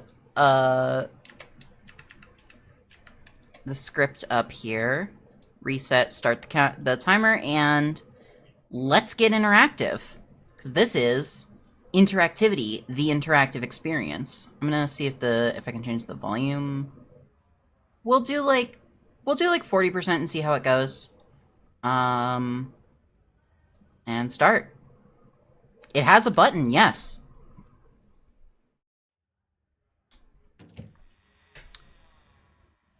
Woo! Oh, we got motion blur? Fuck that. Sorry. No, we're not motion blurring here. Wait, can I turn it off? Oh, subtitles are off. Let's change that. Wait, you can change your height? Hang on. Do not feel bad for the incest jokes. It would have been very easy to not have that happen. That's fair. Hang on, how short can I be? Damn, that's not mouse height. How short is 135 centimeters in shitty American units? Oh, it's like four and a bit, like almost a little under 4.5 feet. Got it. Okay. Well, we're gonna be a not very tall Viscountexx today, because any game in which I can be small, I will be. Okay, so we have jump, crouch, run. Oh, we can crouch. We can run. Now, a small problem here. Actually, I'm gonna turn on my controller and see if it works. Oh, hello, pack bats. I didn't think about where I put the game text. Let me move that. No worries, no worries, no worries. There we go. Hi, pack bats. Good to see you. I'm playing this cool bundle you might have heard of. We have heard of it. Wow, that's so cool. Apparently, they're doing really well.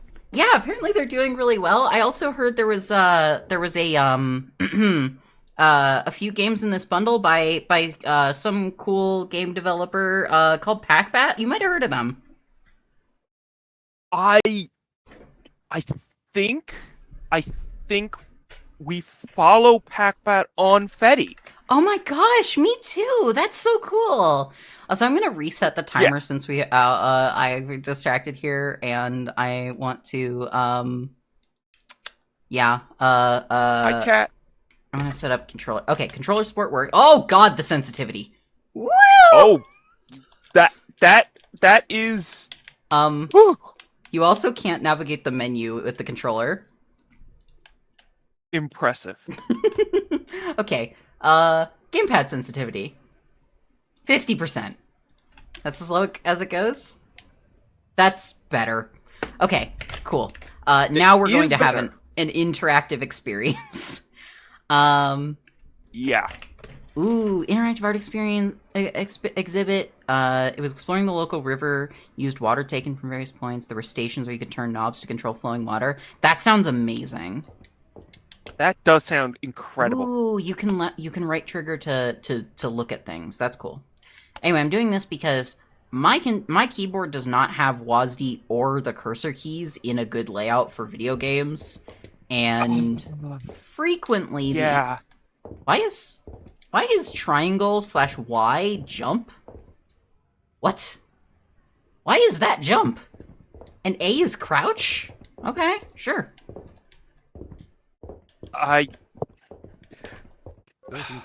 Game developers designing things for their own system. Oh, I don't have the audio routed for you to hear it. Let me get that real quick. Oh, true. We can't hear anything. Yeah, let's. I'm gonna also route my OBS audio this way. Where's the game? Where's the game audio? There it is. Interactivity. There we go. Okay. Cool.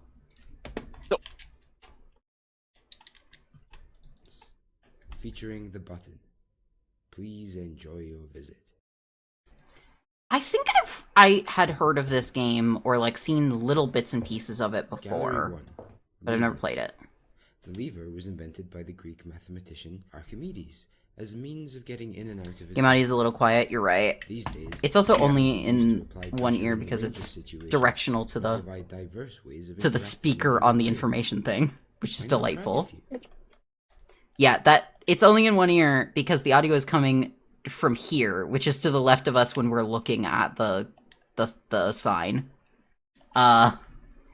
It could do to be a little less directional. This is a thing that I think a lot of people do when they do directional audio very naively, which is play it in only one channel, and like how audio actually goes to your ears if something is to your left means you will still hear it in your right. Yeah. Doing some like headphone binaural nonsense would probably be the way to do it. Oh, this is good. This is interactivity right here. That is some severe interaction. We are interacting right now. Did something happen? Did something happen? Did something happen? Whoop! They went back. Okay, I want to know what these... Did you know a switch is actually just a... Did you know a switch is actually just a tiny lever? Holy shit. We're learning so much today. Light switches are levers. Or levers, possibly. Levers don't only go up and down, or forward and back. This one goes side to side. Isn't that weird? Damn. Wasn't expecting that, I'll be honest. Oh, that's really good. Oh, that's really good is the thing. Hang on, I'm using my mouse to move now, because that's just easier for me. Let me turn down the mouse sensitivity a little.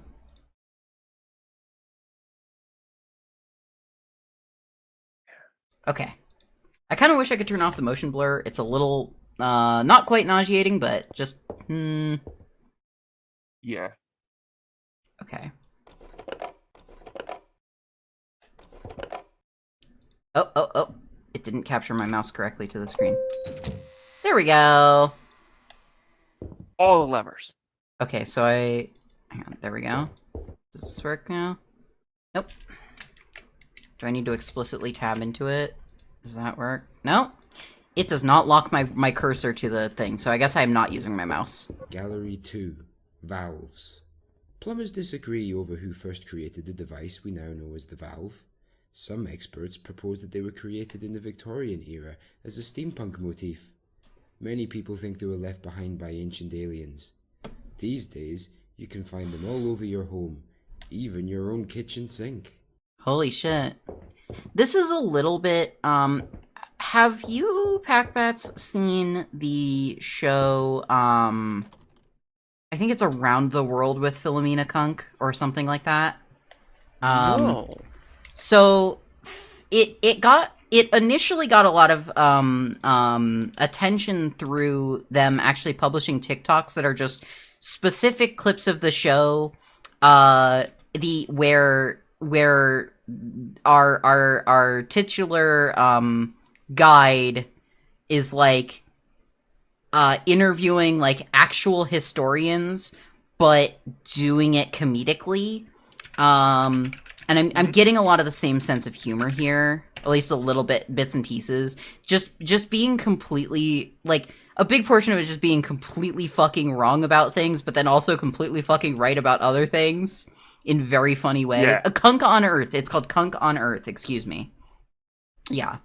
Diane Morgan plays Philomena Kunk, traveling around the world, and is just like presenting as though it's like a serious documentary, but one that she has like clearly the most nonsensical conclusions about everything. It's delightful.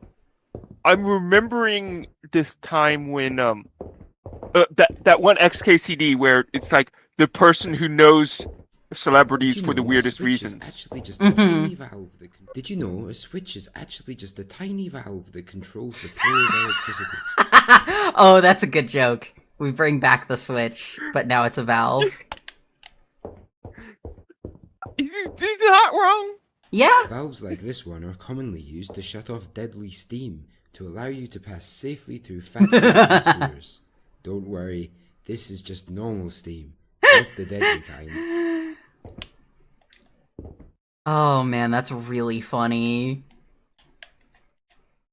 Wait. This is annoyingly difficult to turn. Hang on. There we go.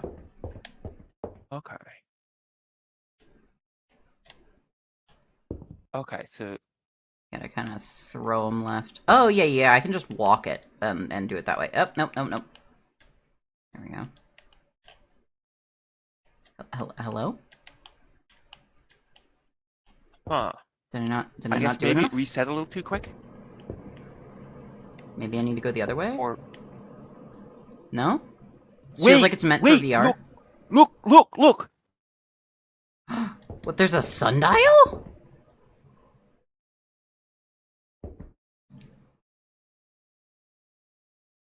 Okay.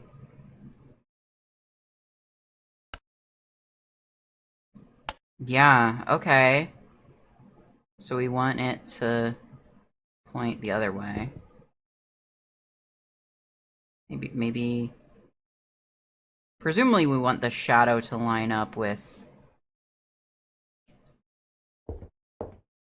that spot. You just gotta turn all the way around. This is a weird mechanism. Yeah. It is interactive, though. It is so interactive, you're right. But I don't fully understand how my interactions are meant to affect it. Okay, wait. Yeah. That goes... That takes it back the other way, though, now. I've turned them all, and therefore they are turned, and... It's... This is not... It's, like, turning it, like, adds momentum to it. Yeah. I guess... Like, if I just... Is there a state where it's stationary? Where, like... So it drifts to a stop on its own. These are adding momentum to it when I turn them. Okay. Which is why I'm doing this funny little slam it like that, because it seems like... Maybe... Wait, is it like... Is it like a... Maybe I'm just wrong. Hang on. Huh. Are there... No. That's just a reflection on the floor. Uh-huh. Oh? Oh? Have we stumbled into something? Oh. Huh? Oh? Yeah! Yeah! The thing is that you can only turn them each, like, the one direction. They have, like, a quarter turn of movement in one direction, and that's it. Or, like, that you can only move them a quarter. This way for the button. Holy shit, we're gonna get interactive with it.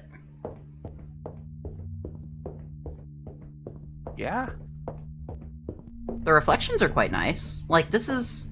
It is just very glossy. Yeah. Gallery 3.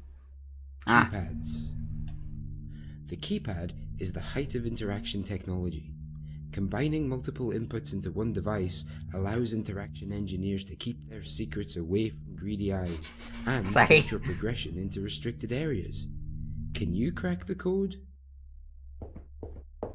I really enjoy this as it's like museum about like video game interactable elements. It's very funny. And of course, you're interacting with things that aren't even part of the exhibits. Mm-hmm. Huh. It's like just a diagram of like a combination lock or something.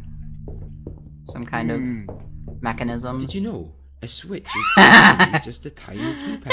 Only 2 digits, 1 and 0. Well played.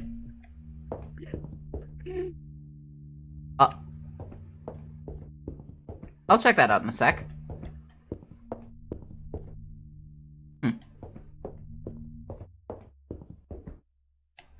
This is the cutting edge of keypad technology. In the future, keypads like this one will secure every door on spaceships, moon bases, and municipal buildings.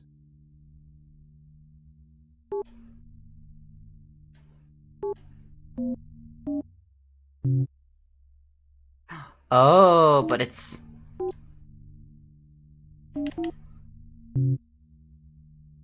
So...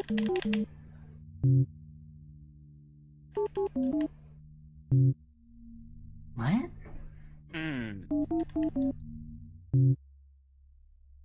Like, it's definitely all fives, from what this hint thing seems to be doing. Unless it means something else. Maybe.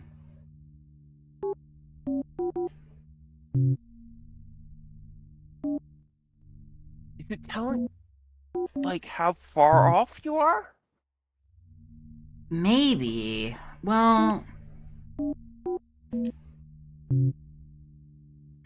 it just always shows 5s on random digits when you enter.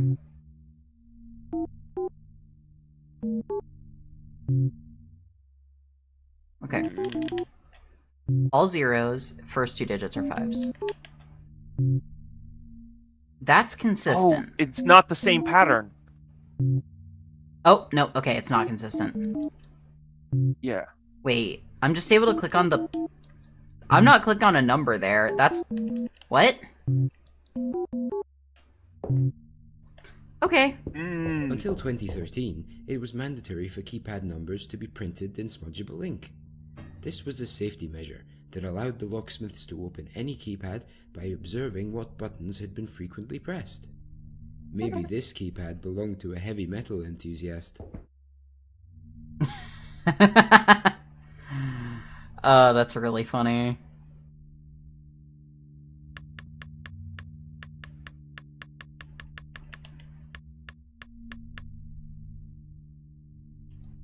I guess I can't do, Maybe you just can't do anything with the keypads. I mean, neither of them are the big thing in the center of the room that opens the thing. Because that's this. Oh! Wait.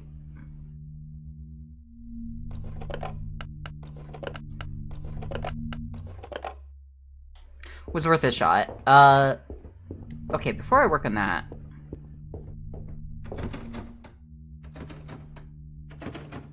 There's a keyhole. Let me in! Okay, fine. Okay.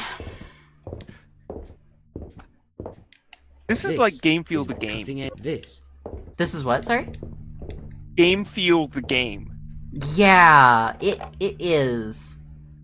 Okay, is the code just written on the environment somewhere? Because that seems like the joke they're doing. Alright, that's the 15-minute timer, but we're pretty close to the end of this one, so... this element is similar to the diagrams on the walls. Oh, you're right, you're right. Not that one, maybe, but... This is the cutting edge of keypad technology.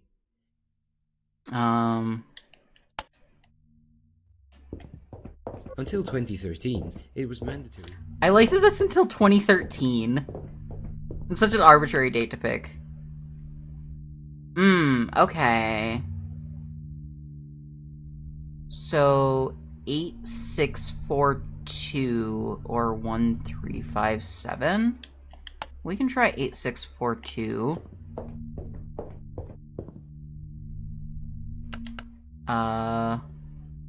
Oh god, I have to read Roman numerals though for that. 8, 6, nope, 4, 2. Aha! It didn't even do the door thing. I still want to go in that other door, but oh well. Gallery 3. Keypad. Oh, wait, that was... Sorry. Okay, I understand now. Right. I went the wrong way. That's the door going back.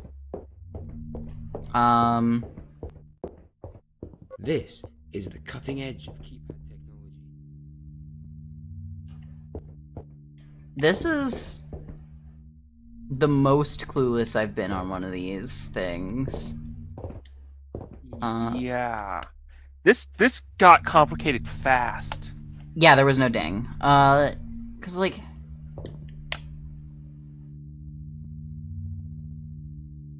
That one has 1357 on the B side. 1, 3... Nope.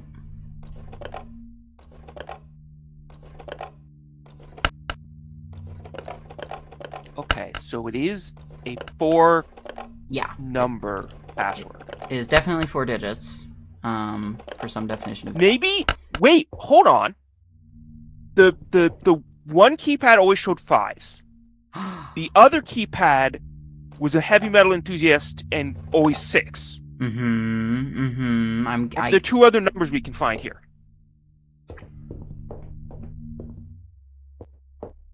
Did you know 1 and 0. a switch is actually just a type?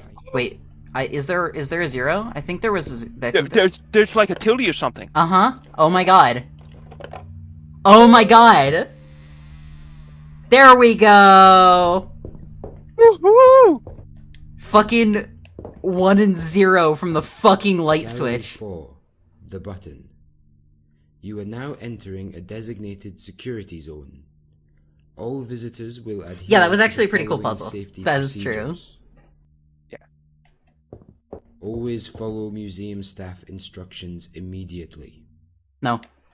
Stay I'll do it slowly. within the roped-off area at all times. Do not approach the button. Do not attempt to touch the button. Do not push the button under any circumstances. Okay.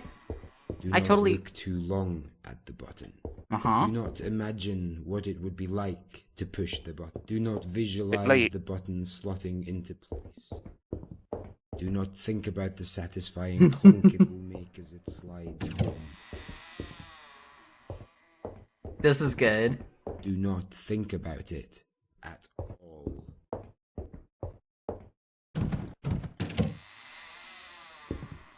Do not push the button. Do not push the button. I love that these... Do not push the button. I love that these are all at different Do not. paces. So even if you set them off both at the same time, they still go differently. Yeah.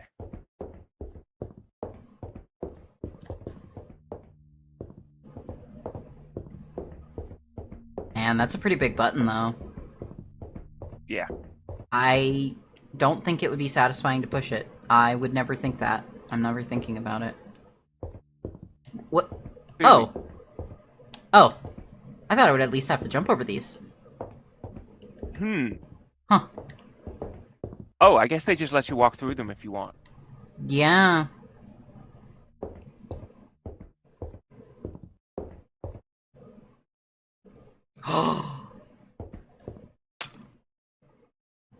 My god. It's the key to the door all the way back. Hang on.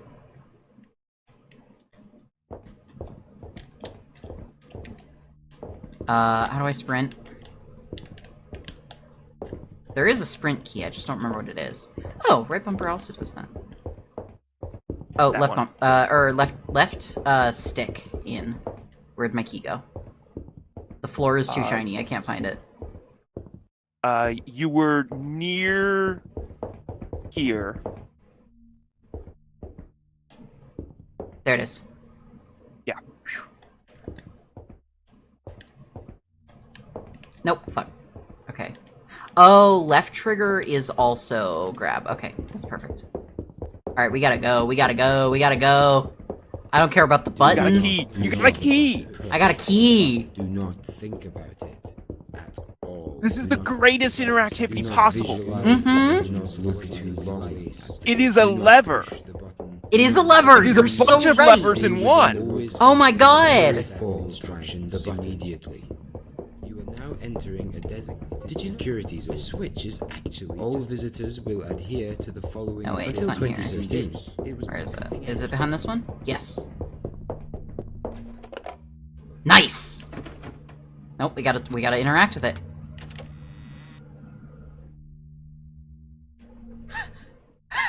Oh, okay, I thought it was just a closet. How to lift correctly. Don't lift with your back. Crouch, Yeah. and then It also crouch, has a valve. grab, and It is also a valve and a keypad, you're so right! Lever is everything. Key is everything. Ugh. I'm interacting so hard right now.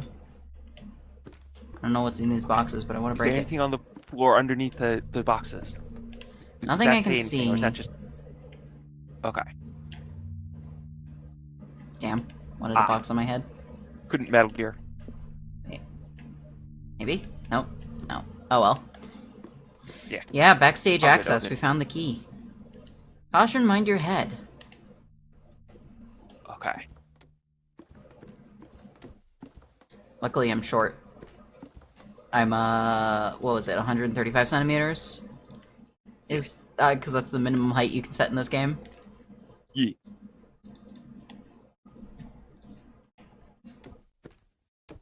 A tidy area is a safe area.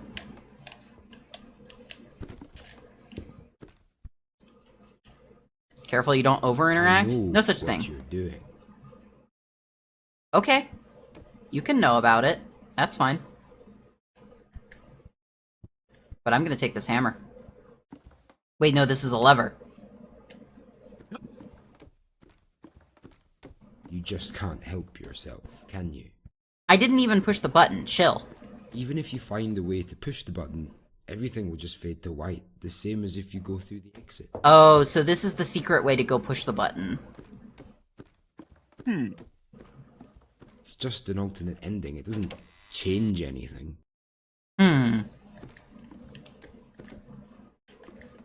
I love a meta-narrative. Look, here's another exit.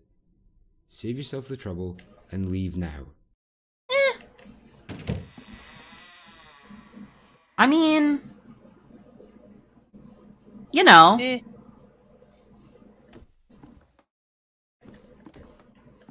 I don't know if I really wanted to push that button, but I do want to leave with a lever. So we could just simply go. Oh, it doesn't. And it explicitly it checks if you want to save. Interesting. Well, couldn't hurt to go a little further. I don't plan on pressing the button, though. No, no, no. Why would you press a button?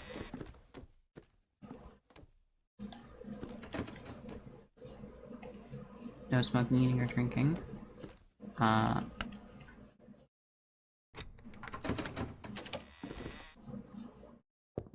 You can take the tour again, you know, if you want to. There are plenty of things for you to click on besides the button. So this is just the... Okay. Ah, but then there's here. Ah!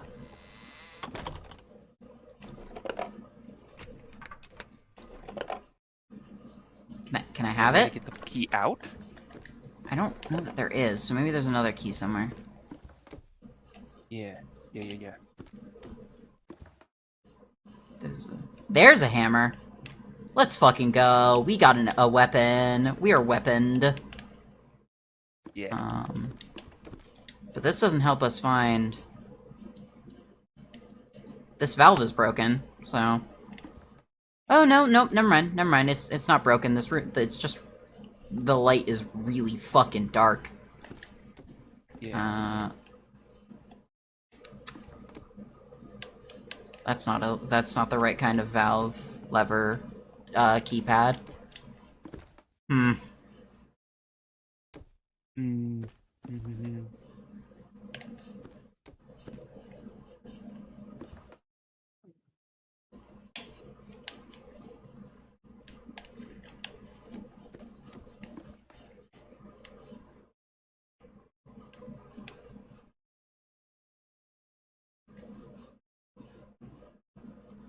Damn.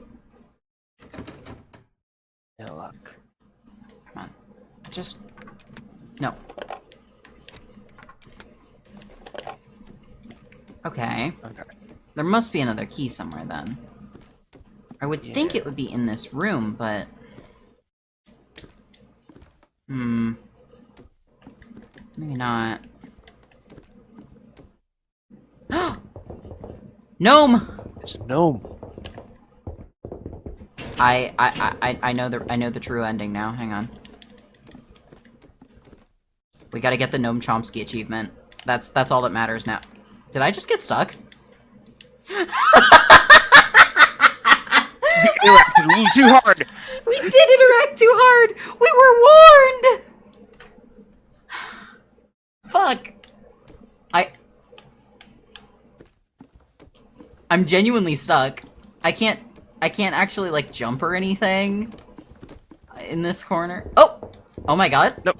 You got it. Holy shit! Okay. We got it! Half-Life reference? Yeah. Half-Life 2 and all Valve games after that, basically. Oh, yeah, the lever. Okay. We are unstuck. So that's good. Hold on. That's vent. Can you open a vent? Can I get into ventilation? Interesting question. Interesting proposition, my friend. Oh, okay. Yeah!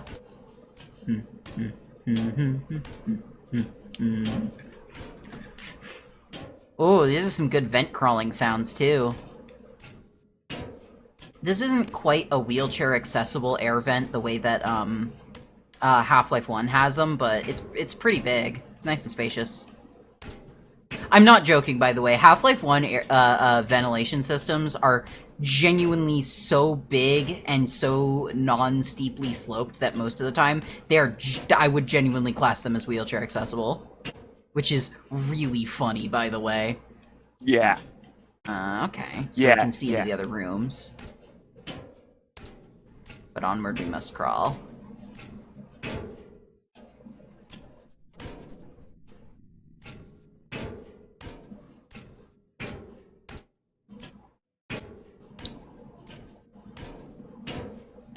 I love that I've set a 15-minute timer and I've given every single game so far more than 15 minutes, but, like, I don't know, I'm having fun. Yeah. That's what matters. I won't get through every game. There's no chance I could get through. Do you think you're breaking the rules or something? No.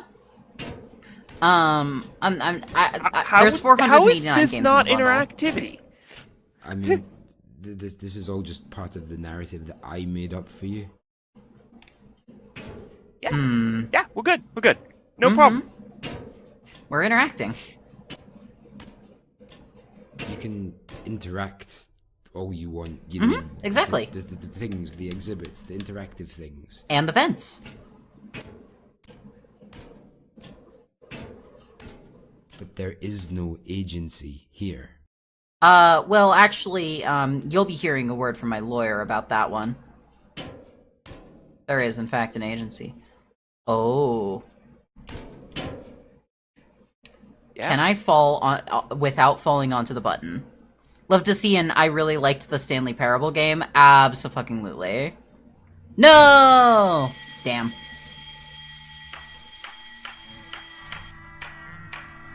Yeah, it's definitely Stanley Parable-esque.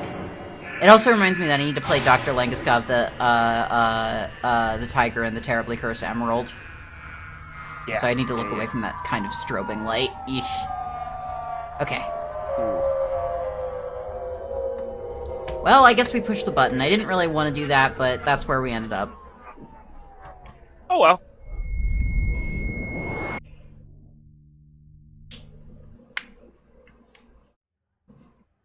Yay!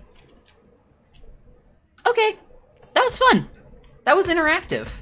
That was so interactive. Yeah, I feel like that's really the strength of it, is like they really tried to go all in on interactivity. It felt very interactive. Have bands that like to do this, not with the Stanley Parable, but with other bands.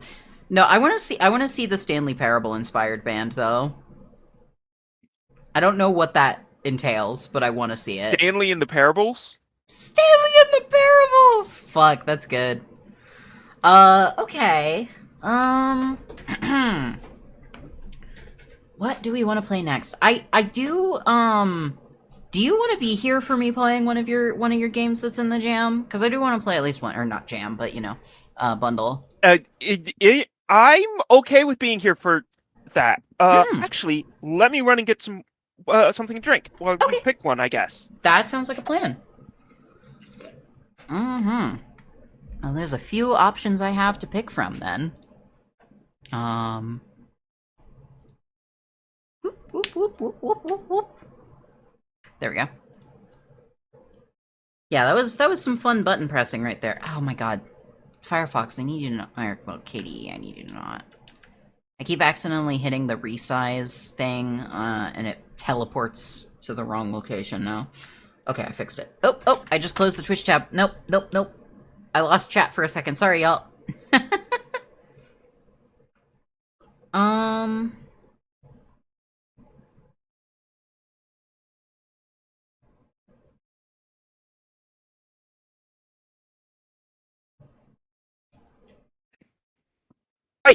Hi, welcome back. I am still figuring out what I wanna play. I mean, A Memory of a Library is kind of first up. Have I? I don't think I've played this one before, did I? Wait, I think I did. I think I actually have played A Memory of a Library before, so maybe I should pick one that I haven't.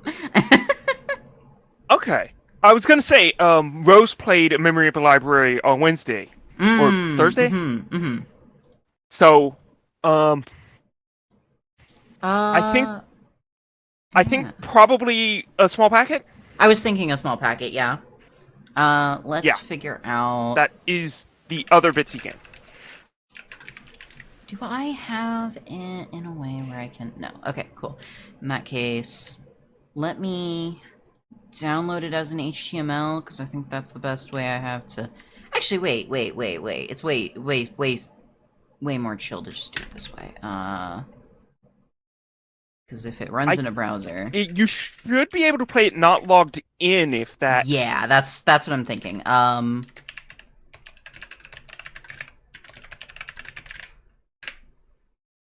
Okay. We'll get that going. And let me get a link to the game in the chat for folks. But I'm also gonna need that link because we're gonna... Okay, there's the game. Let me do this the easy way. We're gonna hide the screen share. Pretend I had the cards set up so that actually hides, but whatever. Where are you? I have too many possible sources. And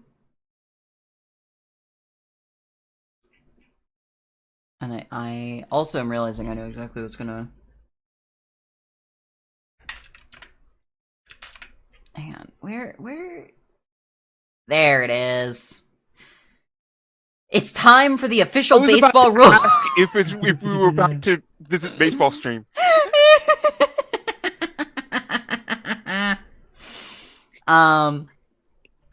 There is no baseball in a small packet. There is no baseball in crying. Right. Okay. Here we go. Using an OBS browser source is handy. This should just work. Yeah. A small packet. Oh. We're the packet. I see. Yes. Oh. Go all the way out and around. That's a very small packet.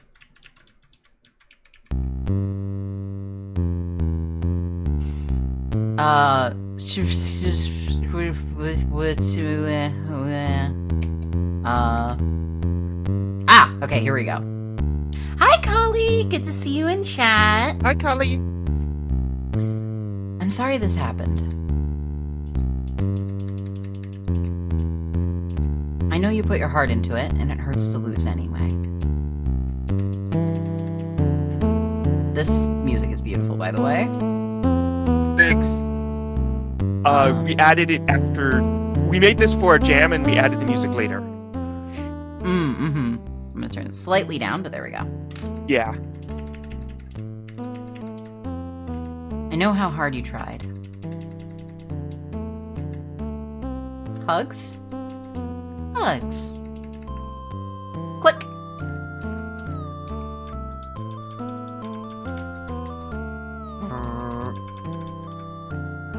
Love happens in the moments you consider someone else's life. When the impact on them becomes important in your mind. I love this. I understand now it's a packet of data. Yeah. And you can have an impact on someone from across an ocean. Cutting out a little. Interesting. It's all good. It's all good. And you can have an impact on someone from across an ocean. Right. Mm-hmm. This is very short, actually. Oh, I know why the audio is cutting out. I forgot to do two things with Discord, actually. I forgot to put myself in streamer mode so that people could see I'm streaming, and I forgot to do that. There we go. Okay. The packet looks both like an envelope and a little face. Oh, I can see that. It's a little face. Hoping to cushion the impacts you couldn't save them from. That was nice. That was really nice. I really like that. I didn't We even throw the made it- timer on because it was so short. I knew it was gonna be. Yeah. We Oh. made it in, if I remember correctly, there was a Bitsy Jam, which was like running for like a week, that was Mhm. ending that night, and it had 0 entries. Mm. And we were like, I do not want this to have 0 entries, and we made the whole game in a day and submitted it. That's amazing. And then later, you came in and added music, Oh, Just a Car's a which T tier. we made in my Pico bad. 8 because that's the music creation program. That was the only DAW that we knew how to use. Yeah, yeah. I want to throw another visual novel up at the board here. Let me find what was one of the ones I was interested in. Oh my god, right. Right. Let me double check that this is yes, okay.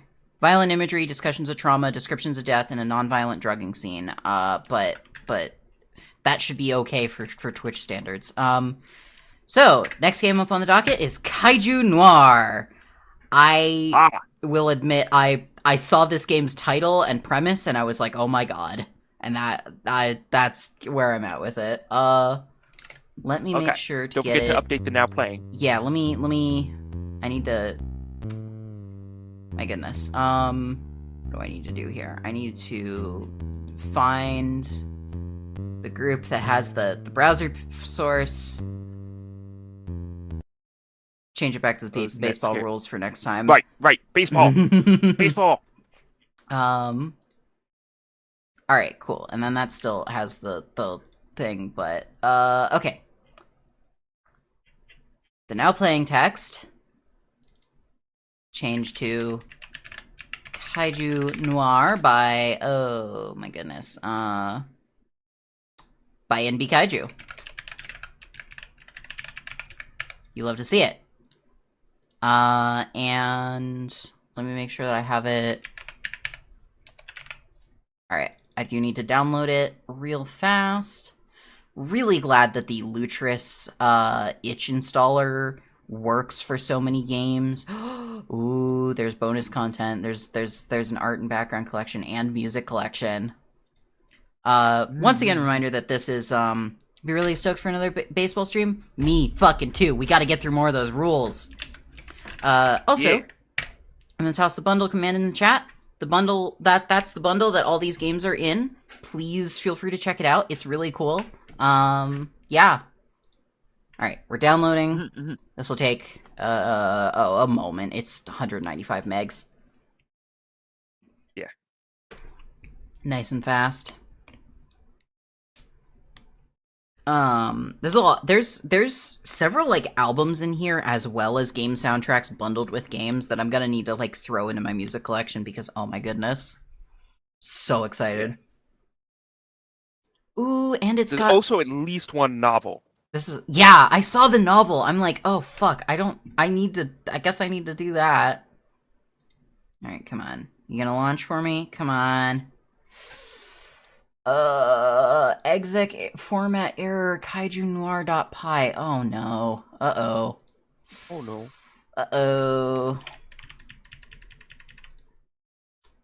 Oh, here we go. Let's try that. There's a kaiju-noir.py and a kaiju-noir.sh. Shell script, I'm guessing, to launch it. Please compile the platform files using the instructions in readme.md or point them to an existing installation using after checkout.sh path. Alternatively, please set renpy platform to a different platform. Hang on, I think I know. I think I know what to do here. Let me try one more thing. Yeah, Kaiju ate my game. And the Kaiju was NixOS. I'm pretty sure. I'm sitting here just imagining a game which takes place entirely in compiling the game. Yeah, that's the good shit. Oh, does Steam Run not work? That would be a hell of a meta game. It would. Okay, hang on. We're gonna just browse files. directly. I'm trying to think of what the game should be. In the challenge is how to get the game to compile. I'm thinking Pong. You spend like 12 hours playing this complicated programming puzzle game. At the end of it, it's Pong. That would be really good. Aha! We got it. Heck yeah. Oh, this game's got some music to it already. Let me turn it down a little bit though before I get it on the screen. Kaiju Noir. Alright. I'll have to figure out why it doesn't like to launch directly through Lutris, but I think that shouldn't be too difficult. It's probably some weird setting I have set. Okay. We take this. We take that. We run that through there.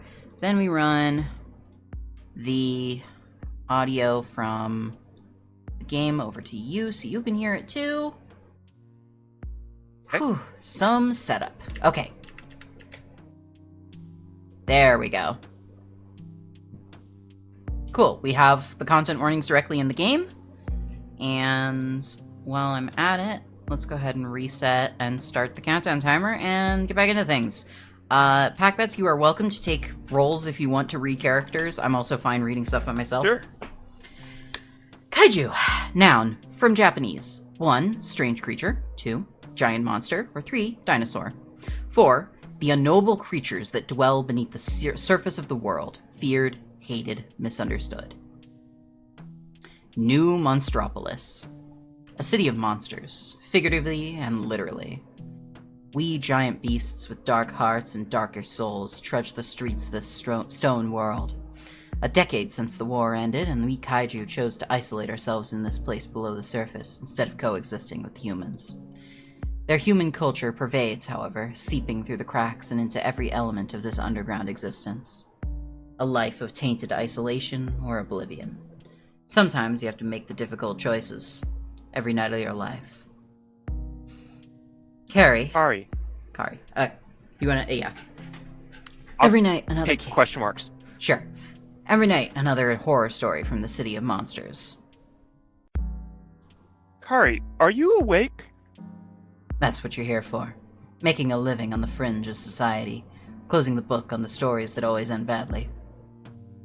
Detective Kari Bara, you have a client! You startle from your nightly indulgence of self-loathing, the office around you the same as it was 20 minutes ago. This is such a good design. Was this the life you expected when you began your career as a private investigator? Does this office make you feel like one of the charismatic PIs from the movies you watch every week? Oh, it's The Shape of Water? I was also thinking that! The walls, crumbling stonework, adorned with badly painted posters of the same films. Not squalor, but close. Bogmon and Zagal in The Big Stomp. Hello, fuckable fish guy, yeah! Your assistant, Alexorus, is looking at you in the bemused way he does every time he breaks you out of your daydreaming. What does he see when he looks at you?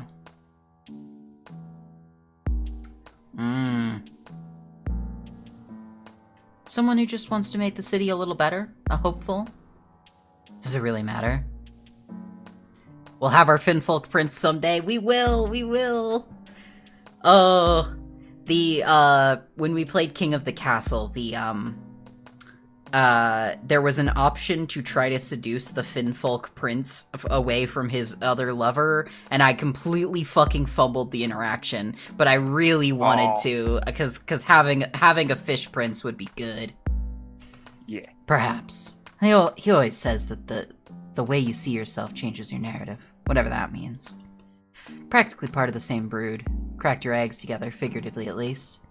You both went your own ways on that journey, but were there through all the weirdness that followed. He always has that grin on his face when he rouses you, still putting up with your nonsense after all this time. Being the sole private eye in a city of monsters isn't exactly the glamorous life. His gills look very sensitive. Oh, we're already going there, okay. A couple of cramped rooms for an office with the cheapest furniture that could be carved from a block of granite. Alex never complains, though. What is it? Alex has worked with you since you started the agency, a few years after the gates closed between the worlds, lured by the prospect of reliable pay and lurid intrigue. In the years that followed, you'd failed to provide either on a regular basis. So I'm assuming this is Alex and this is Kari? Question mark? Maybe, yeah. It's unclear. Maybe the fish is Alex. Maybe. Part assistant, part taskmaster. He keeps the lights on, the tea strong, and your ego in check. Most of the time. You wish you could pay him more or on time, but the City of Monsters rarely calls for the services of a private investigator. There aren't a lot of folks beating down his door to hire a disabled veteran with more brains than a Professor Sandwich. Okay, so they're explicitly calling him disabled, and he's got a cane. So that's probably it. Okay. Okay. That's probably... Yeah. Are we open for new cases, or are you going to spend all night napping? What's the sign on the door say? Right now it says, keep your snout out of my business, fucker, but I'm pretty sure I can have that cleaned off by closing. The last case may not have ended happily for everyone, but it was an entertaining one. Maybe you should be the one scrubbing the door, then. Sounds like we're open, then. Can I get a tea? We're out of tea, and the petty cash box is empty. We do have a client, though. Fuck. You dig around in your pockets until you find some coins and hand them across the scarred desk. That's everything I've got. Send in the client and fetch something to wake me up, please.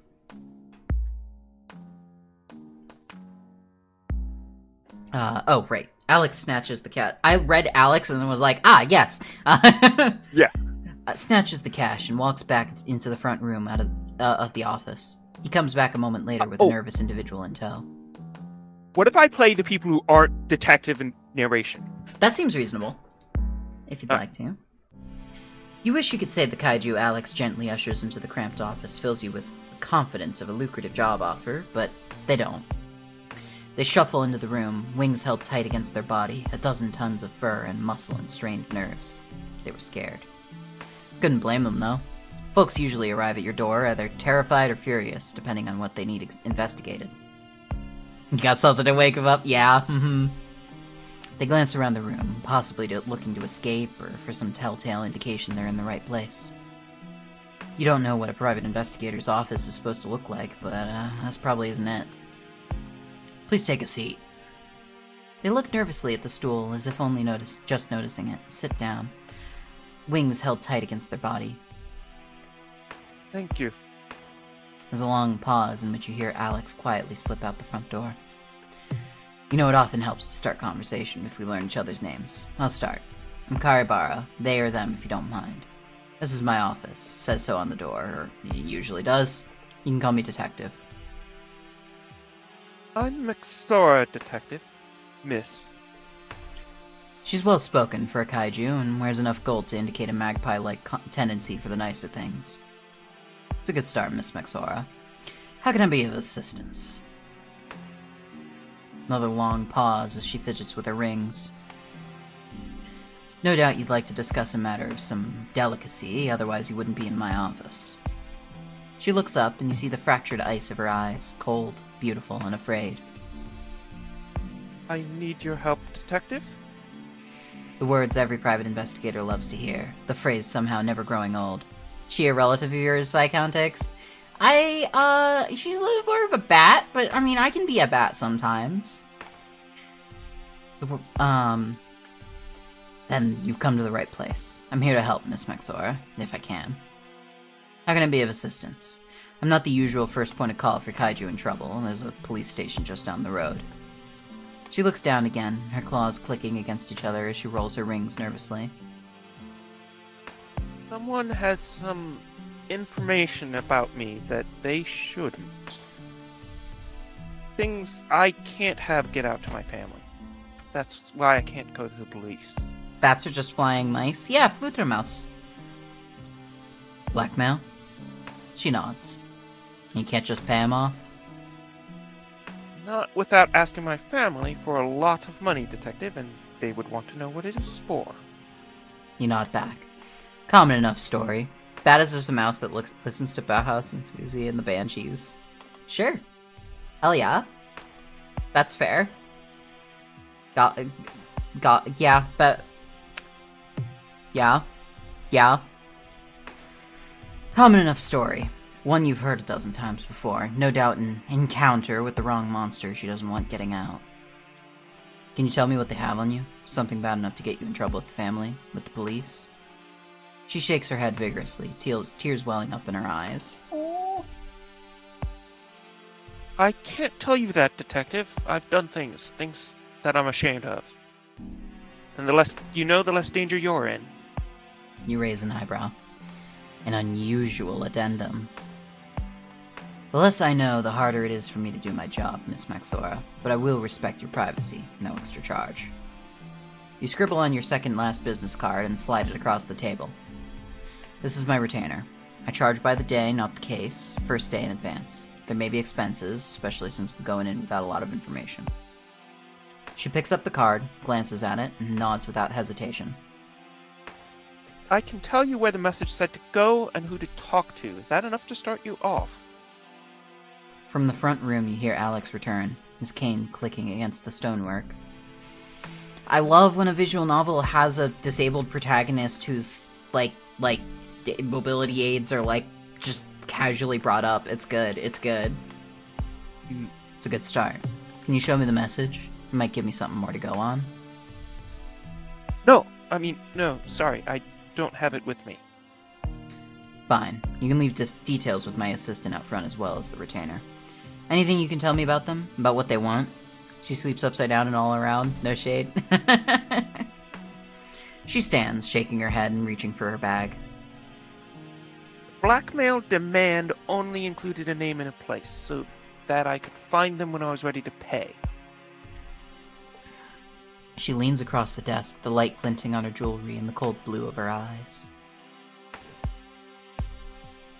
I would like this to be handled quietly, Detective. It'd mean a lot to me personally if you could just make this all go away. There's obviously more she isn't telling you, but you aren't being paid to pry into her reasons. I'll do my best, Miss Maxora, but I'm not a bodyguard or a hired thug. If you want someone disappeared, I'd recommend the police station down the road. Their rates are more than reasonable. That's a good line. That immediately is like, damn. Yeah. Yeah. Yeah. Yeah. I'm sure you'll do just fine, Detective. Please call me Max. You were doomed from the start. There it is. Of course. Wow, yeah. We're into chapter 1. Alex walks back into the room a few minutes later, mug in one hand and a slip of paper tucked behind an ear frill. Ear frill! Well, she was quite the character. Did she pay? He puts the cup neatly on the desk. The liquid inside is as black as a lagoon at midnight and smells like molasses. In cash. Nice, crisp new bills all tucked up neatly in the cash box. By the bulge in her purse, there's plenty more in there. Can I get a new chair and claim it as a business expense? Mine is falling apart. Tempting. Wouldn't mind a new hat. Somehow keep shredding them. You have horns, Kari. You aren't supposed to be wearing hats. I know, but when's the last time you saw a detective movie without the PI wearing a hat? Need everyone to know I'm so normal about Alex. My feelings and thoughts about them, and stuff about them are extremely normal, regular and normal, and not at all freak stuff. No, same. I feel you. I'm so normal. Good point, but I get my chair first. Deal. If we can get a few days out of this case, I'll not only get you a new chair, but pay you for the last 2 weeks. Alex shrugs and pulls the paper from his fin, placing it on the desktop. Do what you can, Kari. We're in this together. You deserve to get paid. I get my pension. Not entirely helpless without you. I've seen how much they care about vets. Wouldn't trust a hatchling to survive on that pension. And yet I scrape by just fine. Anyway, here's the detail on the messenger and the hangout. Former is unknown to me, though the police might have something. Ladder is a dive off the main strip. Been there a few times. How about the drinks? Cheap and not entirely lethal. People ask me questions about my stares at his abs, already answered by my stares at his abs. You pick up the slip of paper and scan Alex's meticulous lettering. Lorathrak, The Last Gulp, Crag Lane. She really is playing this one close to the scales. I couldn't get anything out of her, not even a description. What the hell have you gotten us into?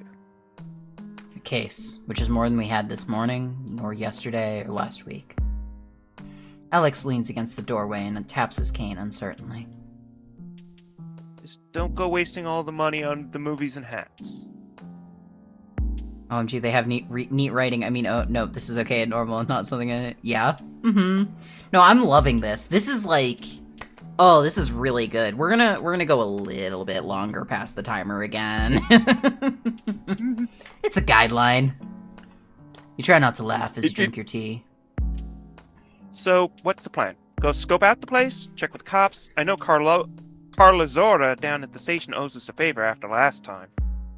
What were you gonna say? Think I interrupted you with a line? Oh. If I was gonna say something, I don't remember it. Fair enough. Gently caresses his face with my mouse. Yeah, we can check with Carla Zora down at the station. Let's see. I guess I should go check with Carla Zora. If this Lorathrak character has any history, I'd rather know it before I confront them. See if you can find out where they get their donuts from. The local place is terrible.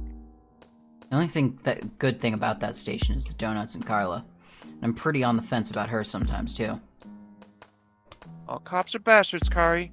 Carla Zora chose her path, she takes the title. Maybe one day she'll learn better.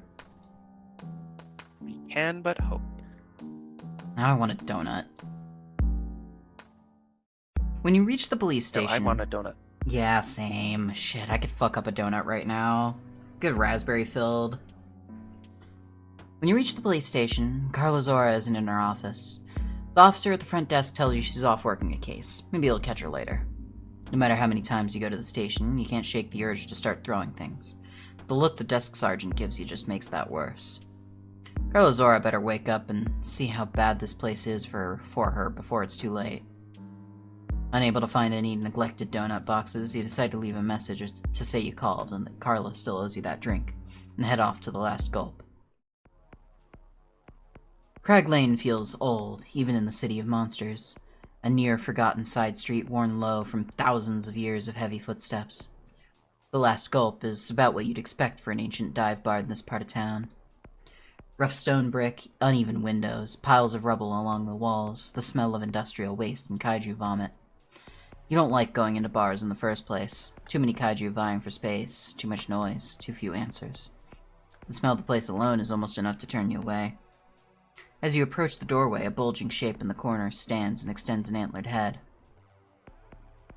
Evening. You touch your four horns in acknowledgement. They grunt back a sound more heavy machinery than communication. Busy night?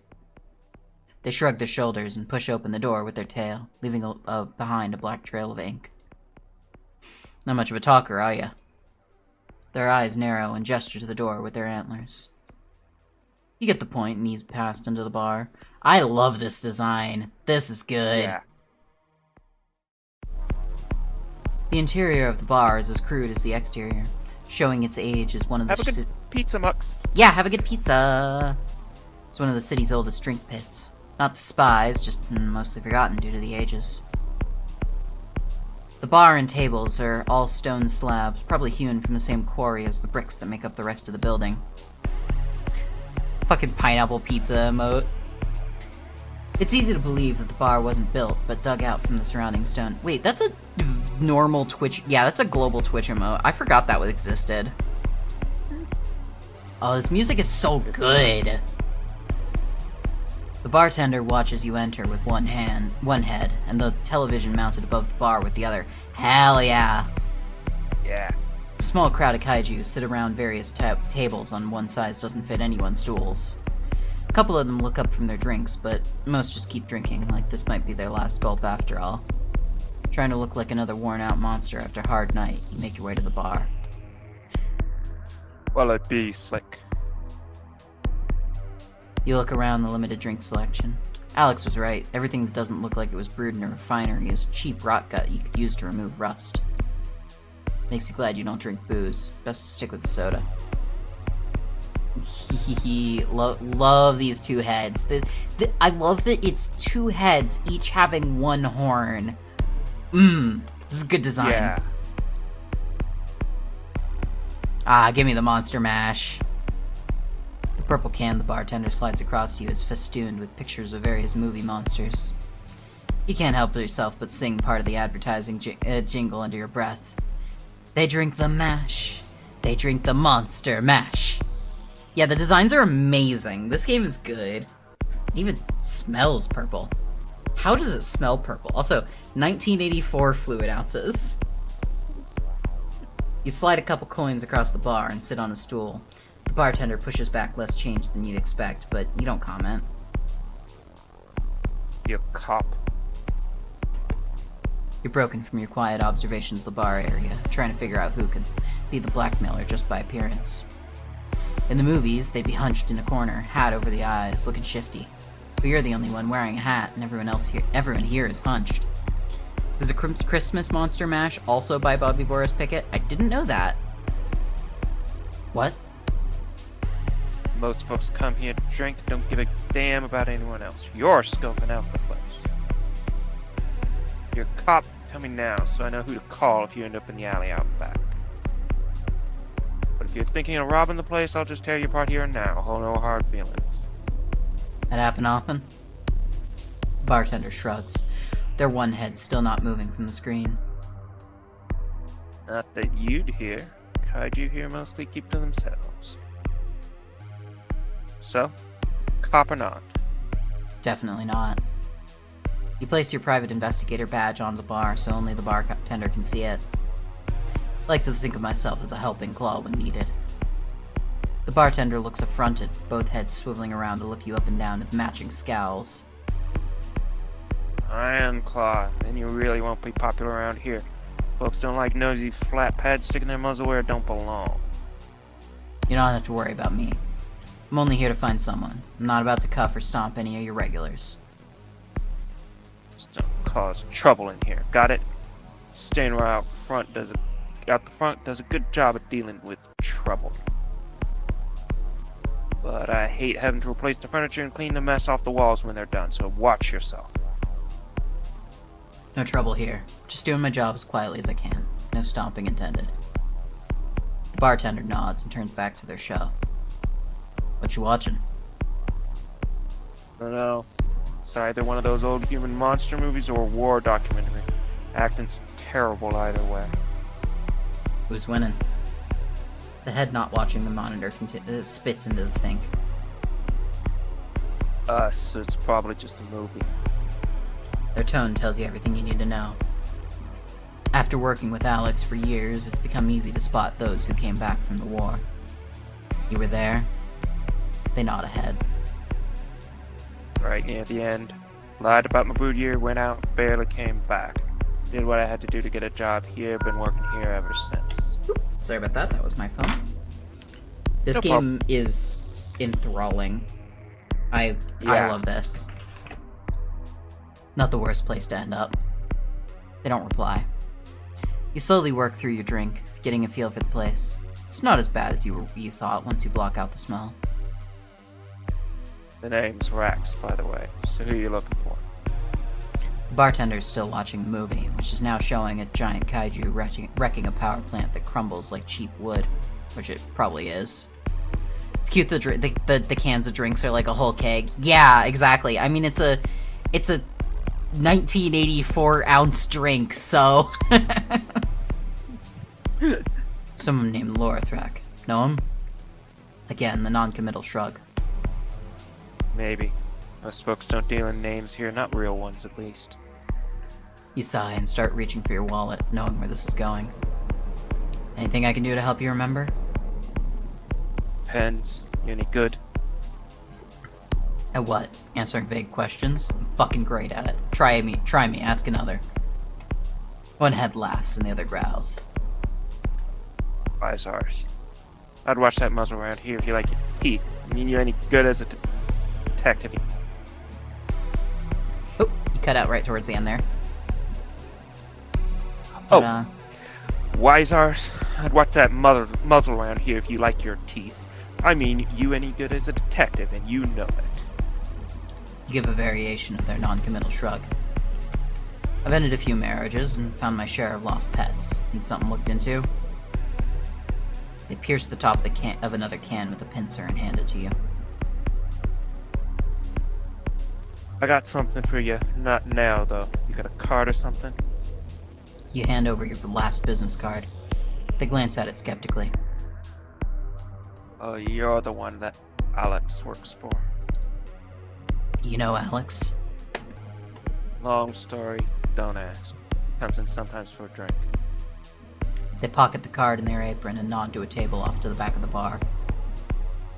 Floor's over there, you can't miss him. The indicated table holds a single occupant, squat, spiky, and drinking like they're prepared to go on drinking forever. One of my best and worst customers. Drinks all night, never tips, never says thanks. His fucking gratitude wouldn't go to miss. Ever spit in his drink? Both mouths grin widely. Every fucking night. Tried to stiff me on the tab one night. Don't try to screw with the two-head, we don't forget and can spit twice as hard. You pick up your drink and stand up from the bar. Remind me to never piss you off. Anyway, look me up when you got time. I'll help you out if I can. They nod, go back to watching the end of the movie, and you head towards the occupied table at the back. As you approach the back table, you catch the stink coming from Lorathrak. Dank, musty, alcohol-ridden. Did we ever watch Brick together? Yes, we did. I think about Brick on, like, a regular basis. I look at it in my movie collection. I will tell people about that movie. I really need to get Starfall to watch it soon. That's like on my to watch with the fiance list. Yeah. Nice. No, I love Brick. It's a good fucking movie. Yeah. As you approach Agreed. the back table, you catch the stink coming from Lorathrak. Dank, musty, alcohol-ridden, the stench of a loner you're all too familiar with. The table before them is littered with empty cups, the bartender obviously not wanting to get any closer than they have to. Lorathrak? They look up, peering at you over the top of their drink, eyes trying to focus in the poor light. The Quiller Memorandum is a really good noir mystery disguised as a Eurospy movie. Okay! I'll have to check that out sometime. What's it to ya? Whatever you're selling, I don't want any. Just someone looking to have a chat. You look like you could use some company. Laura looks you up and down with a sneer before gazing back down at their drink. It's on YouTube. Ooh. I don't want nothing except to be left alone. You pull out the stool opposite and sit down. Ah, it's too bad, Laura, because I'd like to talk. Of course you fucking do, you cop. Can't a kaiju just sit down and share a drink with a stranger? No, I'm not a cop, just someone in need of a few answers. Laura snarls, finishes their drink, slams the cup back on the table, and waves to the bartender. What kind of questions? The kind that have to do with Maxora. Who? Never heard of him. Never? You got smoke in your ears, I don't know. Funny, she knows you. Says you're saying she owes you some money. The bartender arrives, putting down a fresh cup of something that smells exceedingly flammable. You lean back a little. Laura picks up the cup, downs half of it in one swig, puts it back down. You wonder if it had a little something extra in it. On the shorter side, curvy wings, little horn on top. That's her. Calls herself Maxora now, does she? What else did she tell you? She said you were blackmailing her. Said she wants you to leave her alone. Did she show you a blackmail note? Or have any proof that I was doing it? Well, what was I supposed to be blackmailing her about? No, she didn't. But you took the case anyway because she looked scared and had the money. Laura grins a filthy, broken-toothed grin. Thought so. She wanted you to come down here and make some trouble for me so I'd leave her alone, right? Or maybe she wanted you to sort me out good and proper in the alleyway, all quiet-like. Something like that. They nod and slug back the rest of their drink. Thought so. You hear is her hired muscle? No, private detective. Even worse than that. Listen, Flatpad, and listen good. That dame ain't getting blackmailed. Whatever she's mixed up in, I ain't the one causing her grief. Why'd she send me after you then? Now you're asking the right questions. When I was working with her, she was going by Caesarius. Lore taps the empty cup with a claw. You get the hint and signal the bartender. Doesn't that seem like something you should be asking her about? She's your client, after all. Go home, detective. Or go talk to Caesarius, Maxora, whatever she's calling herself now. Just leave me to my drinking. He looks down at the stained tabletop, its surface puddled with rainbow slick residue.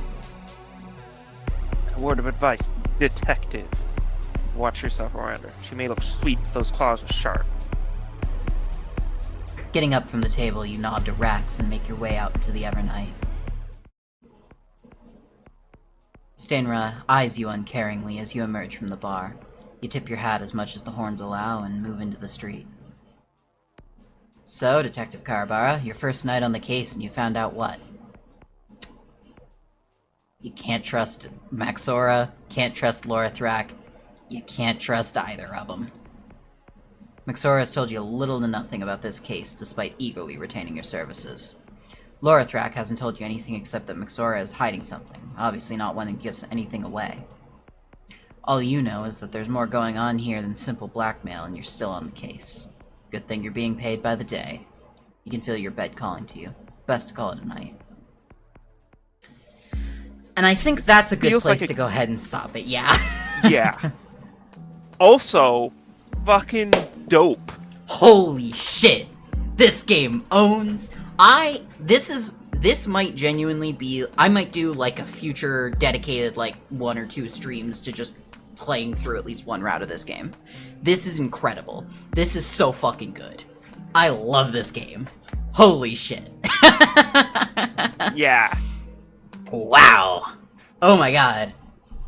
Have I mentioned that I love visual novels?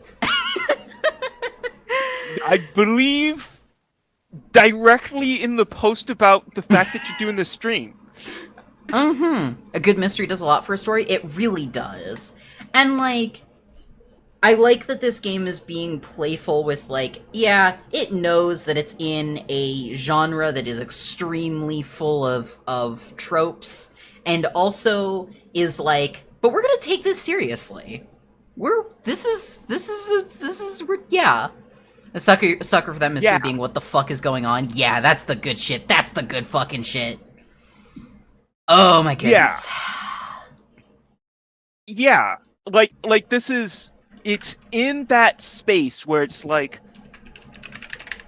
It is a troperific noir private detective story starring kaiju. Which would be easy to do as a joke. And it's like... I see you knowing exactly what the joke would be, and I'm just gonna keep going, because I'm not joking. So next up on the list, I want to play a game... Hang on, am I getting that spelled right? Yes, perfect. I want to play Pleroma by Alex Samoylov. I know extremely little about Pleroma. Love horror that's like that. Oh, yeah, that's the good shit. I know extremely little about this game, but I do know who the developer is, because Alex Samoylov wrote This Town is Full of Monsters, a game that Packbats and I have some history playing, and have found quite delightful. And, oh boy, is it, what are you on about? Why is it not working? Hang on. We'll ramble about This Town is Full of Monsters while you debug. Perfect. That's amazing. Thank you. So, like, here's the thing about This Town is Full of Monsters. It is it is a game about that kind of Silent Hill, X-Files, Twin Peaks kind of weird fantasy, kind of horror kind of thing. See you later, Iz. See ya, Izzy. Also, hell yeah. Yeah, definitely check out Compost. I'm sure Compost they seem cool. WPG. Got it. Yeah, let me get the link to that real quick. And the entire game is basically made out of things to help you come up with ideas for new cool things to do while you and everybody else here at the table is making up this story. Yeah. Like, standard mechanics. 1, just have a tarot deck handy. If you need inspiration and none of the other stuff is giving you inspiration, just draw a card from a tarot deck. Mm-hmm. Deck or something. Or, like, from a deck of one of the people in our game was using a deck of Disco Elysium skill cards. Yes, right. Oh my god. You could also, like, legitimately just hit random page on Wikipedia and use that as your deck. It's just anything that gives you prompts, just have that handy in case you need it. Yes. Thing 2, this is a game where you create mysteries that you will never solve, but you will keep building on because mysteries are fun. And making them more and more mysterious is fun. This is a game where you make up motifs, which keep showing up again, like a moon over 2 lovers was one of the motifs from our game. Oh, yeah. Another one was photography. Mm-hmm. And so you have these things happen, and it is a clue that, mysterious stuff is going on. And, like... this is game... Oh, sorry. Right. This is a game where, like, all the characters... Where, like, all your major characters, all your major locations, all your major organizations have tags and markers. And it's like, a tag says, here's something about this character. This character, knows what's up. This character... What are some tags from our game? Ooh, good question. The wiki for our old game might, the SSL cert is dead. I think it's been down for a bit. Yeah, I kind of let that cert expire. Sorry. I've literally been getting Let's Encrypt emails about it. I just haven't gone and fixed it because I need to make it automatically do the thing and it won't. Oh well. That data still exists, so we'll have to find it sometime. But, like, yeah, the big thing is that, like, you pull together, like, okay, you as a group come up with these locations and characters that all have their tags and whatnot that, like, indicate things about them, and then from there, you're setting scenes and role-playing individual scenes out, like, with the folks you're playing with and whatnot. And, like, trying to all play into, you know, each other's narratives and whatnot, and, like, oh, man, we had a lot of things going in that game, including, time-traveling Jim Davis, as in, yes, the comic author of Garfield. One of the mysteries of the game is, why is Garfield being syndicated in the local newspaper despite it being years before the first Garfield strip ever actually started, yeah. Because our game took place in, like, the 60s, right? I think so, yeah. Yeah, it was, like mid-60s or something. I don't know if we ever set a specific date on it. It might have been 1965, I don't know. I think we might have just gone for 1965 to be like, okay, mid-60s, exactly. Yeah. I think, actually, we were doing calculations based on, like, okay, like, here's when people were born relative to World War II. Yes, right, because that was like one of my characters goes to work riding a paratrooper bicycle her dad had from the war. Right. Okay, this is being annoying. Hang on, let me try it this way. Oh boy, how do I... So, like... Oh boy, oh boy, oh boy. I don't remember how to do this. Hang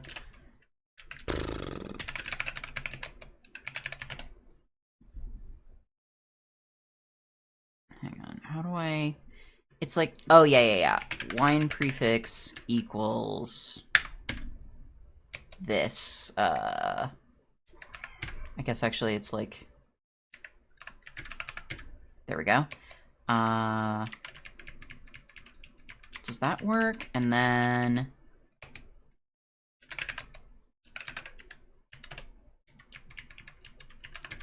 Oh, no, you have to have an absolute path in the wine prefix. Okay, so I have to actually copy this out. Yeah.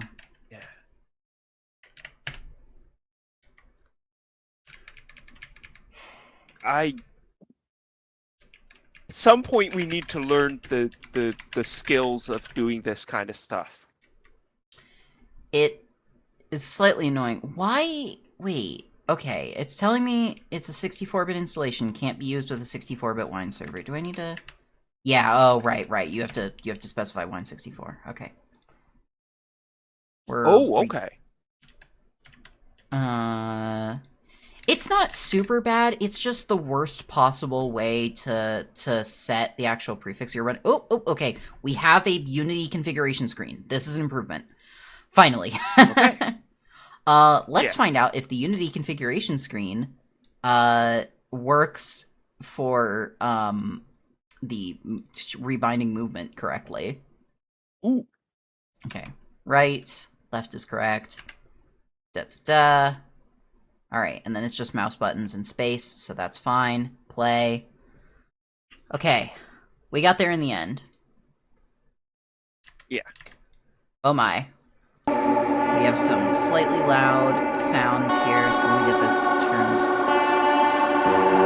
down in Pavio control, apparently, because it doesn't have... Whew, there we go. There's not a settings menu in the game. One of these, I see. Okay. Hmm. That's how it goes sometimes. Hopefully there's no extra buttons being bound. Hopefully. We'll see. You'll see. There's also no full screen toggle, so we'll have to live with that, but... Take this, select the new window. Aroma. Okay, I'm ready to have whatever the fuck experience I'm gonna have with this. Timer? Oh, yep, you're right. Although the start button was, not cooperating with... Controller? Did I alt-tab too many times and lose it? What? I'm gonna reset the timer then while we attempt to figure this out. Okay. Oh, I've completely fucked up the scaling. That's fine. Yeah, there's definitely some stuff that's happening right now. Yeah, that was that's entirely my bad. Okay.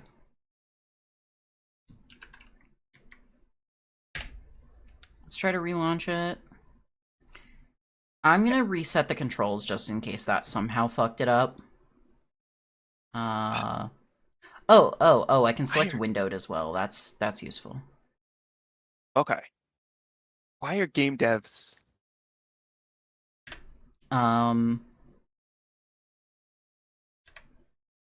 See, okay. We'll talk about it later, but like, this is just making one of the projects that we fantasize about doing, making us even more want to do it. Nope, I cannot click on new game. Yeah, the buttons don't work. That's really sad. I was really looking forward to playing this one. Are there any error messages in the logs that are helpful at all?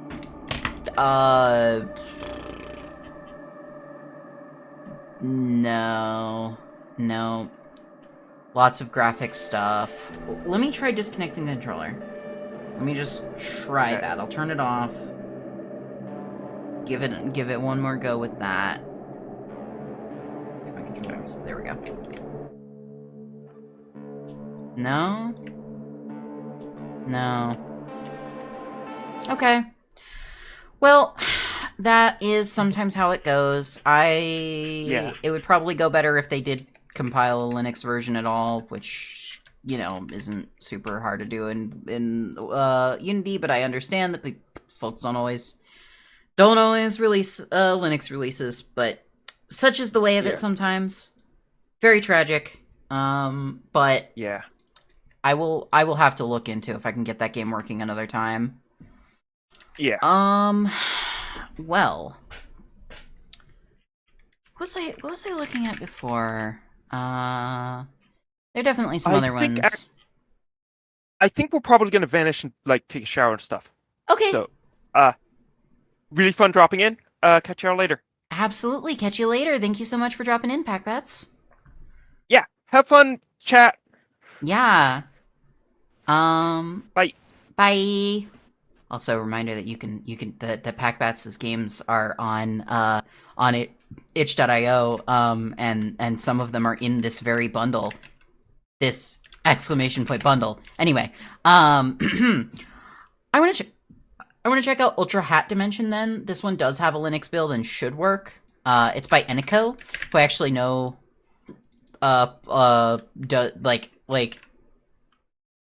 post stuff. Right, I did like literally get the game launching as well, so that's an improvement. That's how this goes sometimes. But there we go. Let's get the game audio.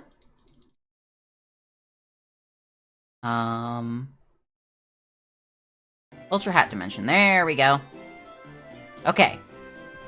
I don't know exactly what Ultra Hat Dimension is going to be about. I'm actually going to turn that slightly up. Scaling auto, full screen. Yeah. Full screen window is fine. Let apply. And let's see how this goes. I don't know very much about this. Oh, that's cute. That's a cute noise. I wasn't expecting this much animation. Oh my goodness. Oh, hang on. I forgot to change the things. Whoops, whoops, whoops, whoops, whoops, whoops, whoops, whoops, whoops, whoops. Hang on. My goodness.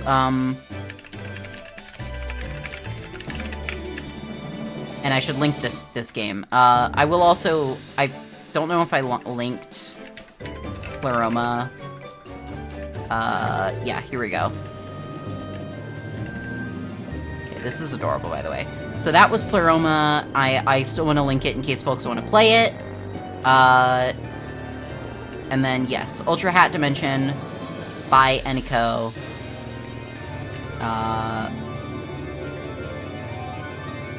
Is here. There we go.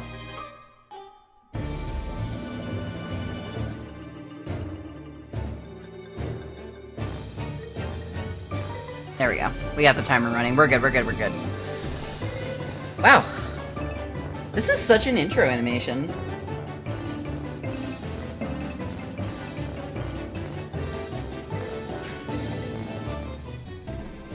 Enico has also done Mid Boss, which is a game I've checked out before. And I think another one that I'm relatively familiar with. You all by Enico. Let's see.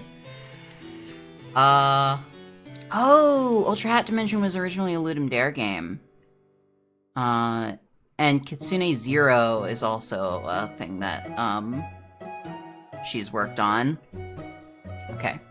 A toast to B, the first Otherworlder to win the Spluff Kingdom's annual hat design competition.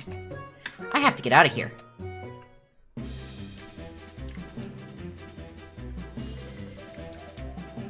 Okay, so we're just going. Okay, and it's tile-based movement. We're just on a grid here.